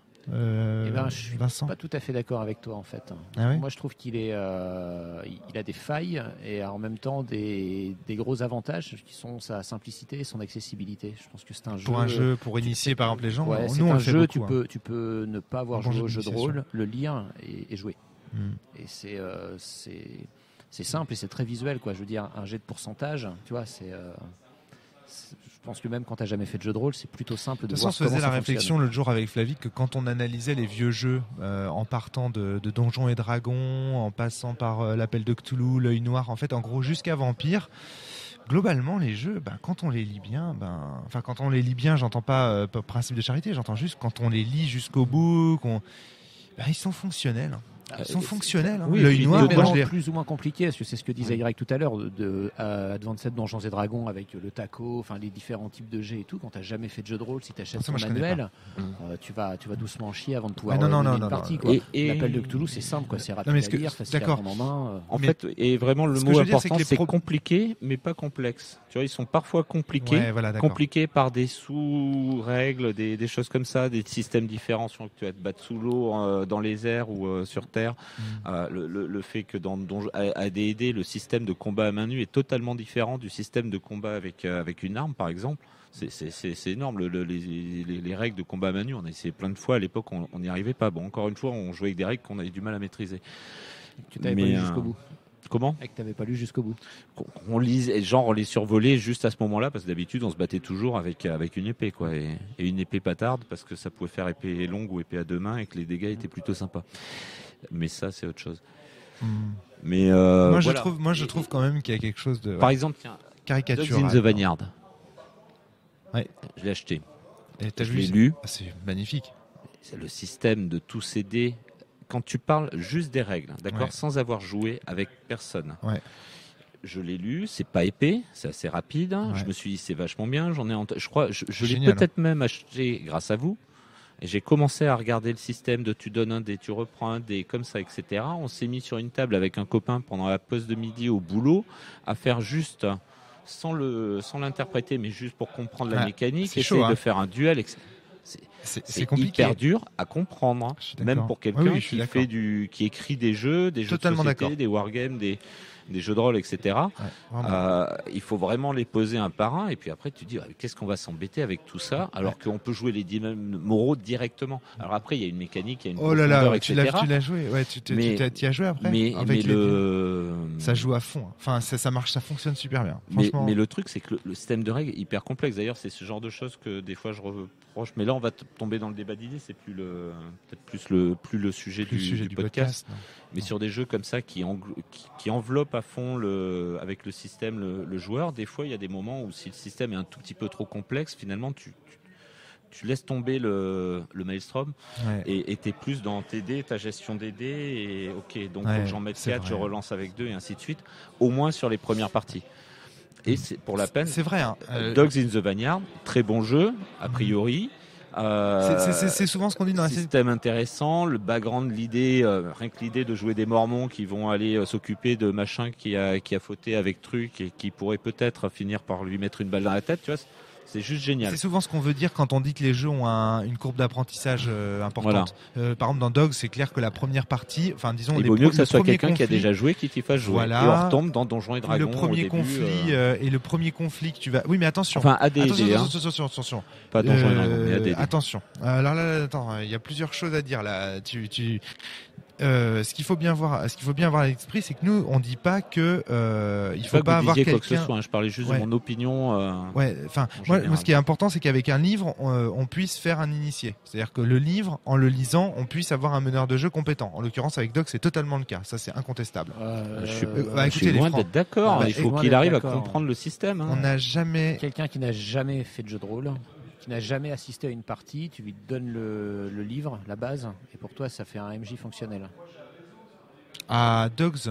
Pour moi, moi j'en suis convaincu. Je suis pas persuadé. Moi non plus. Hein. Ah ouais, moi c'est vraiment l'inverse que j'aurais tendance à dire. Ouais. Bon après c'est de l'ordre du ressenti, du vécu. Ouais. Faudrait faire l'expérience. On va toper quelqu'un. Là. Moi j'ai l'impression que Dogs quand même. Alors peut-être. Ouais, moi j'ai vraiment l'impression que Dogs en plus il isole particulièrement très bien l'univers, etc. Mais dès que tu tombes dans la mécanique, c'est la mécanique est assez complexe effectivement. C'est super dur et du coup pour moi tu te concentres sur la mécanique quand tu y arrives et tu sors de l'immersion. On est aux États-Unis aussi, les joueurs de jeux de plateau ont l'habitude de genre de mécanique un peu complexe. Ils font de l'Ameritrash, etc. Alors que là c'est même pas un jeu d'exception, c'est presque du. Bon, j'aimerais juste pas trop rentrer dans ce débat-là, juste pour rester sur l'appel de Cthulhu. Moi, je trouve ça intéressant. Votre point de vue sur Cthulhu, je trouve ça intéressant. Globalement, pourquoi est-ce que nous, on joue à Cthulhu aussi en prenant du plaisir à caricaturer le système? Honnêtement, on a une manière de jouer à Cthulhu qui n'est pas la norme. Et ça, on le dit. Quand on joue à Cthulhu avec la norme, on trouve que le système est très bon, on se fait très peur. Enfin, ça, il me semble que le podcast est assez clair à ce sujet. Dernier point par rapport à ça, c'était juste, ça montre quand même, en analysant ce système de jeu, même si aujourd'hui encore il est fonctionnel, voilà, on peut dire ce qu'on veut, mais bon, à mon avis, il est quand même un peu broken, mais bon. Voilà, on peut discuter. Il n'y a pas qu'il est broken, je dirais qu'il y a quelques aspects vieillots, voilà, qui font qu'il peut éventuellement un peu merder, quoi. Mais ça, c'est normal. Enfin, moi, ce que je voulais dire avant tout, c'est il faut apprendre aussi à dépasser Cthulhu. Parce que moi, j'ai l'impression quand même qu'on est dévoré par le père, quoi. C'est-à-dire que le Cthulhu, je trouve, a un impact sur l'esprit des rôlistes qui est trop puissant et qui continue encore à influencer la création de jeux de rôle. C'est comme Vampire. Je suis pas d'accord. C'est comme Vampire. C'est comme si tu compares ça à la littérature et au cinéma. Je veux dire, les classiques restent des classiques. Il faut que tu les connaisses aussi pour apprécier ce qui se fait. Putain, tu peux pas me dire ça. Tu peux pas me dire ça à moi. Tu m'écoutes pas. Enfin, je veux dire, évidemment, c'est ce que je dis, c'est ce que je soutiens. C'est pour ça qu'on teste Cthulhu à la cellule. Voilà, mais c'est pour ça que Cthulhu, il a quand même une légitimité à toujours exister. Non, c'est pas ça. Et oui, mais il doit être dépassé. Tu comprends ? Mais d'une certaine façon, il s'autodépasse aussi lui-même. Après, il y a des évolutions qu'il pourrait faire plus violemment. Par exemple, là, dans la nouvelle, pourquoi est-ce qu'on ne serait pas passé à que des scores sur 10 au lieu d'avoir des scores sur 100 et au lieu de lancer un dé de pourcentage, tu lances un dé 10. Parce que 100, ça parle. Ouais. Et que c'est visuel d'une part, et que d'autre part, ils peuvent pas. Déjà, le fait de passer les caractéristiques sur une échelle de 100, c'était un gros pas et qu'ils ne peuvent pas se mettre à dos toute la communauté de fans. Ensuite, je ne suis pas certain à 100% que ce soit dépassé. Tu as toujours des parties de ça, mais tu as aussi, si tu vas dans une convention, tu ne vas pas avoir que du Cthulhu. Tu auras une table de Cthulhu, peut-être deux. Moi, un des gros problèmes quand même de l'appel de Cthulhu, c'est quand est-ce qu'on fait le lancer de dés ? Quand est-ce qu'on le fait, ce putain de lancer de dés, quoi ? Bah, tu le fais quand les règles te demandent de le faire. Et tu joues by the book. En tant que joueur, pourquoi est-ce que tu irais mettre des compétences comme herboristerie, sachant très bien que tu vas pas jouer de l'herboristerie ? Il y a un côté, en fait, le jeu fait de la torsion. Pour pouvoir dire, je m'y connais en herboristerie et ne pas lancer le dé. Mais non, tu mets pas la compétence pour lancer le dé, tu mets la compétence parce que tu joues en je trouve que les joueurs font des efforts, ils font des torsions pour jouer à Cthulhu, mais que le jeu les invite pas à jouer pleinement à Cthulhu. Les joueurs sont obligés d'être très très charitables, d'avoir comment dire, de vouloir jouer à Cthulhu pour jouer à Cthulhu, quoi. Et le jeu n'est pas en lui-même. Heureusement qu'on les force pas déjà. Non, mais je comprends. Oui, je sais ce que tu veux dire. Ce que je veux dire, quoi. Mais je suis à pas. À la base, t'es censé jouer Monsieur et Madame Tout le Monde à l'appel de Cthulhu. Le fait que t'aies des compétences inutiles, c'est pas déconnant par rapport à ce que te propose de jouer le jeu. Ouais, mais bon, en tant que joueur, tu sais très fin. Il y a un côté. Ouais, enfin bon. On pourrait en discuter encore pendant des heures. Ça m'intéresse, ça me passionne. Honnêtement, moi, je ne nie pas que c'est un classique. Je ne nie pas que des gens puissent apprécier ce système. moi-même, j'y joue. C'est probablement un des jeux auxquels je joue le plus. Hein. J'ai quasiment fait autant de parties de l'Appel de Cthulhu que de parties de Sens. J'ai fait la campagne des Masses, j'ai fait la campagne de l'Orient Express, j'ai fait la campagne de comment s'appelle cette campagne avec l'Indien là, qui nous poursuit partout. Alors je ne sais plus, mais que sais-je, avec Azathoth en méchant. Mais je les ai toutes faites, quoi. Je veux dire, je suis monstre fan. Les rejetons d'Azathoth, voilà, merci. Le rejeton d'Azathoth. Voilà, encore. Voilà. La cellule dit des conneries. Des conneries. Il a dit qu'il y a plusieurs rejetons. Merci, mais je te remercie d'avoir. Et c'est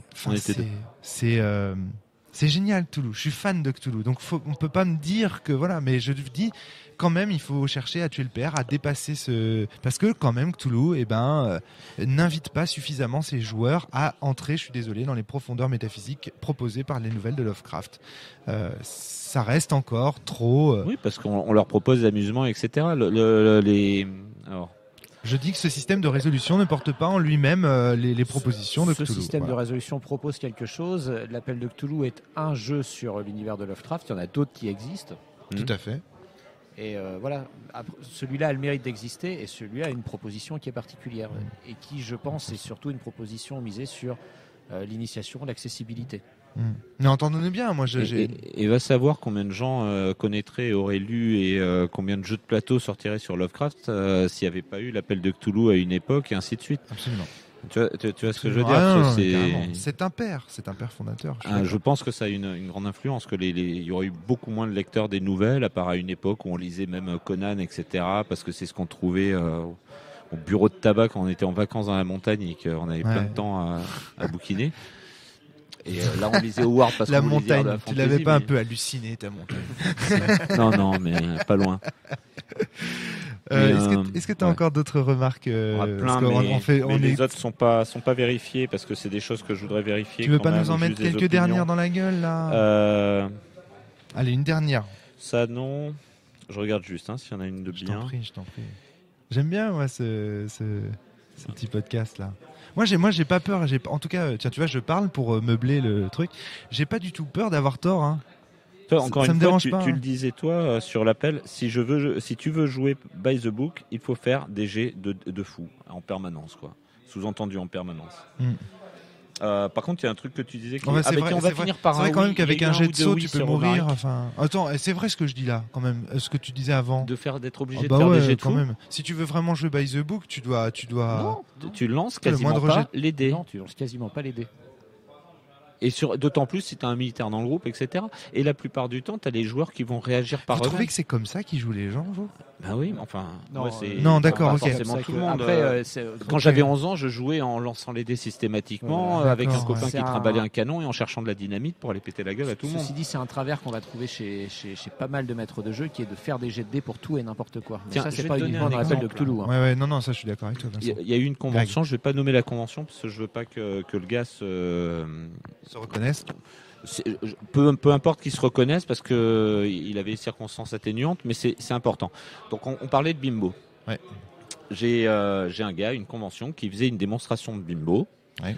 Et en fait, il avait reçu la boîte genre 2 jours avant. Bimbo, il y a 200 pages. En gros, un peu moins, 180. Enfin bon, peu importe. D'accord. Dans les 200 pages dans la boîte, il faut les lire avant de faire jouer.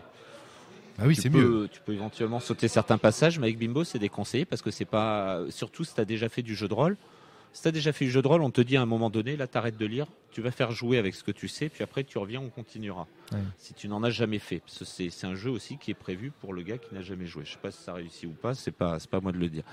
Et par contre, si tu as déjà joué, et si tu as déjà fait jouer, il faut lire l'ensemble des bouquins parce que la façon de faire jouer est différente. C'est pareil avec Sens, donc je connais. Un des trucs qu'il y a dans Bimbo, en fait, j'ai clairement plagié 2 jeux qui sont cités dans les règles.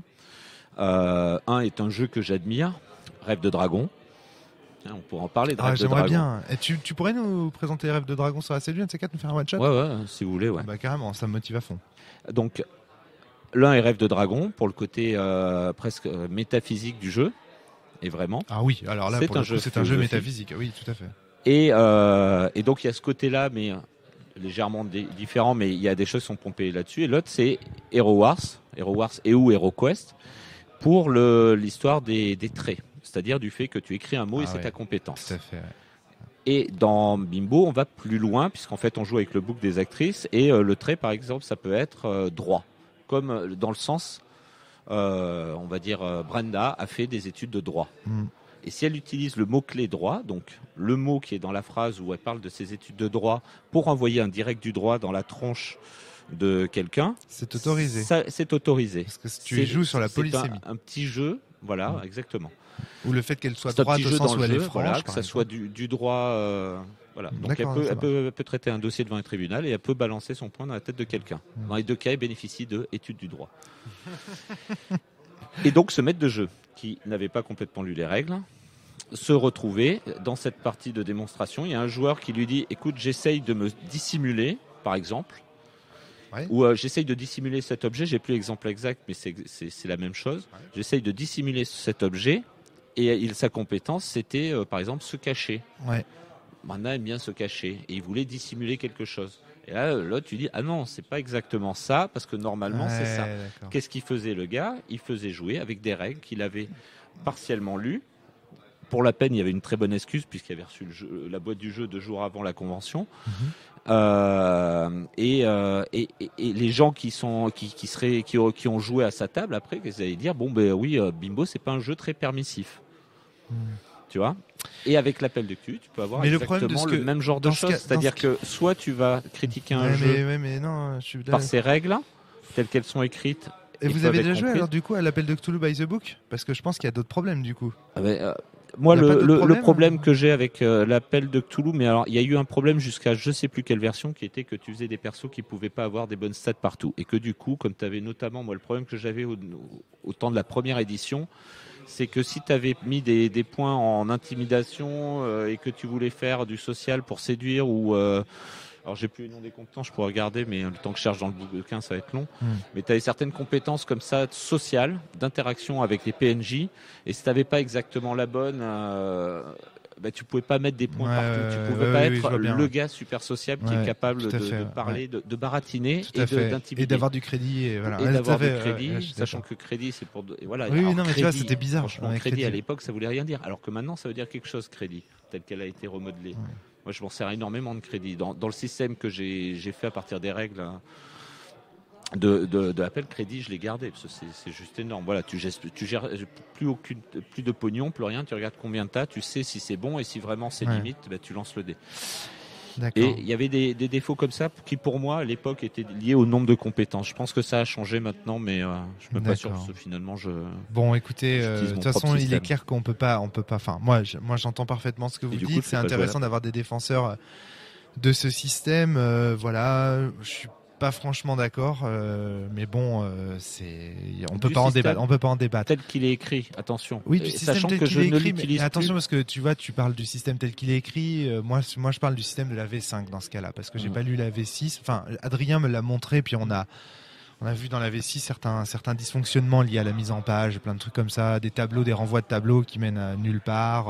Mais ça, c'est formel. Oui, c'est formel, voilà, c'est ça. Mais c'est tout ce que j'en sais. C'est ce que je veux dire, c'est que je l'ai pas lu, tu vois. Mais tu avais déjà ça dans la V5. Enfin, je veux dire, carrément, il y avait des bugs, même dès le début de la création du personnage. Le fait que tu fasses pas des jeux, même dans le sens, il y a des bugs.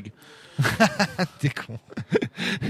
Non, mais dans la V5 de Cthulhu, il y avait un chier de bugs en plus. Hein. Oui, non, mais c'était déjà annoncé que tu faisais pas des jets pour tout et n'importe quoi dans la V5. Tout à fait. Non, mais ça, il y a aucun problème. Et nous, on le joue aussi comme ça. Hein. Le coup du chirurgien, c'est vraiment une caricature qui nous amuse. Et parfois, tu vois, pour s'amuser, on l'utilise, quoi. Et c'est important de s'amuser aussi, surtout si tu veux faire naître de l'horreur. Là, c'est un vieil article dans Casus Belli qui parlait de ça, qui parlait de comment être un bon gardien. Enfin, un bon gardien entre guillemets, qui donnait des techniques de gardien, et notamment le fait de faire rire tes joueurs en début de partie pour qu'ils se relâchent et qu'ensuite, bam, et là, toi, je parle à Vincent, toi qui regarde plein de cinéma d'horreur, tout ça, il y a souvent des scènes drôles au début, justement, dans les films d'horreur et donc finalement que le jeu soit drôle et que ton chirurgien rate une fois sur deux, ce qui n'est pas forcément drôle pour tout le monde. Non. Mais non, évidemment, ça peut t'aider en tant que maître de jeu. Il y a besoin d'énormément de conseils. Du coup, il y a besoin d'énormément de conseils aux gardiens si le système de résolution est transparent. Moi, j'ai fait jouer la semaine dernière, week-end dernier, j'ai un joueur qui s'est suicidé. Je n'ai lancé aucun jet. Un personnage. Oui, parce pardon. Que un joueur qui s'est suicidé. Tu vois que Grégory dit que des conneries. Non, mais j'ai un personnage qui s'est suicidé sans que le système le pousse, mais parce que l'ensemble du système et le machin, il voyait qu'il était dans une situation sans issue et mais je pense il a fait le truc. Et le système permet ça. Et tu vois, on revient à cette idée qu'il n'y a pas de bons ou de mauvais MJ, mais qu'il n'y a que des MJ qui suivent les bases telles qu'elles sont écrites et des MJ qui ne les suivent pas. Bon, bref, on va pas rentrer dans ces MJ, ça c'est plus compliqué. Ça, c'est plus compliqué. On se revoit pour ça. Ouais, c'est ça, exactement. En tout cas, je suis très content que tu sois venu comme ça nous parler des MJ expérimentés et d'autres qui ne le sont pas. On pourra en reparler. Ah putain, mais il y a tant de débats. En tout cas, il y avait un carnet tout entier, hein, donc t'as mis que quelques-unes de ces réflexions globalement. Ouais, j'ai gardé les méchantes pour plus tard. D'accord, ok, ça roule très bien. Pour le 2. Ouais, le 2. Dire aussi également que c'est important d'avoir des auditeurs qui prennent du recul, qui écoutent les podcasts de la cellule et qui vont chercher. Nous, on essaye de notre côté de plus en plus maintenant dans les conversations de donner des références précises pour éviter justement ces imprécisions factuelles. Après, des imprécisions d'ordre intellectuel, il y en aura toujours parce qu'on n'est pas parfait. On n'est pas des surhommes, ça c'est normal. Et nous, justement, le but aussi de ce podcast, c'est de créer de la discussion, de créer du débat, et sans camper sur des positions, d'essayer de réfléchir, de se raisonner. Enfin voilà, si on écoute les premiers podcasts, on y trouvera des positions que je défends, qu'aujourd'hui je ne soutiens plus du tout. Et c'est pareil pour Fabien, pareil pour tous ces intervenants réguliers qui viennent à la Preuve que tu n'as pas de personnalité. Absolument, je suis totalement influençable. Voilà. Mais il faut toujours se rappeler que cette assiette... T'es con, toi, hein? Oui. Ça veut dire quoi, ça? Je traîne trop avec Greg. C'est oui, c'est entièrement ma faute. Non, mais en fait, voilà, le seul truc, c'est que les débats d'idées sont intéressants. Ne pas être d'accord avec ce que vous dites, penser à un moment donné, c'est intéressant. Rien que le fait de ne pas être d'accord avec vous, parce que ça peut amener l'auditeur à se réfléchir. Par contre, juste un truc, c'est qu'il faut savoir que l'assiette, elle mesure 32 cm de rayon. Ça, c'est vrai. Mais un truc essentiel que je veux dire, c'est que par contre, et là je suis désolé, je ne peux pas me refaire, et ça je veux le dire aux auditeurs, je suis passionné, je suis enthousiaste, je parle de ces choses avec beaucoup de conviction, beaucoup de croyances, voilà, ça fait partie de ma personnalité, c'est inutile de me demander d'être modéré, je ne le serai jamais. Et c'est là que Vincent trouve ma personnalité, en fait, c'est que oui, je vais pouvoir me remettre en question, mais de façon radicale, de la même manière que je vais pouvoir prononcer des choses de façon radicale. Et ça, n'attendez pas de moi que je sois modéré, mesuré, parce que ça, je vais vous dire un truc. Si vous êtes animateur de débat, ça ne fonctionne pas. Vous allez en fait assez ennuyer au final. Ça, c'est plutôt le rôle de vos podcasteurs de l'être. Allez, on se revoit dans un an. On se revoit, ouais, même peut-être plus tôt, j'espère. Non, mais pour faire la même chose. Rêve de dragon. Pour refaire les conneries 2.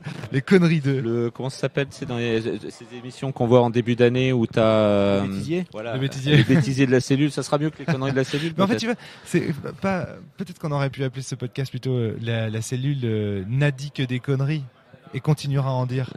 Tu dis ce que tu veux, tu fais chez toi. La cellule dit que des conneries, ça suppose que c'est essentiel, c'est-à-dire que c'est l'organe en lui-même est foireux. La cellule dit aussi des conneries. Voilà, ouais, c'est ça. La cellule a dit beaucoup de conneries et elle continuera à en dire, ça c'est certain. Ce qui compte aussi, c'est de jouer, ça c'est très important. Arrêtez de raconter de la merde, arrêtez de râler, arrêtez de dire des conneries ou de ne pas en dire, il faut jouer, ça c'est important. Râlez moins, jouez plus, ça c'est capital. Allez, à bientôt tout le monde. Merci Grégory, merci Vincent. Salut.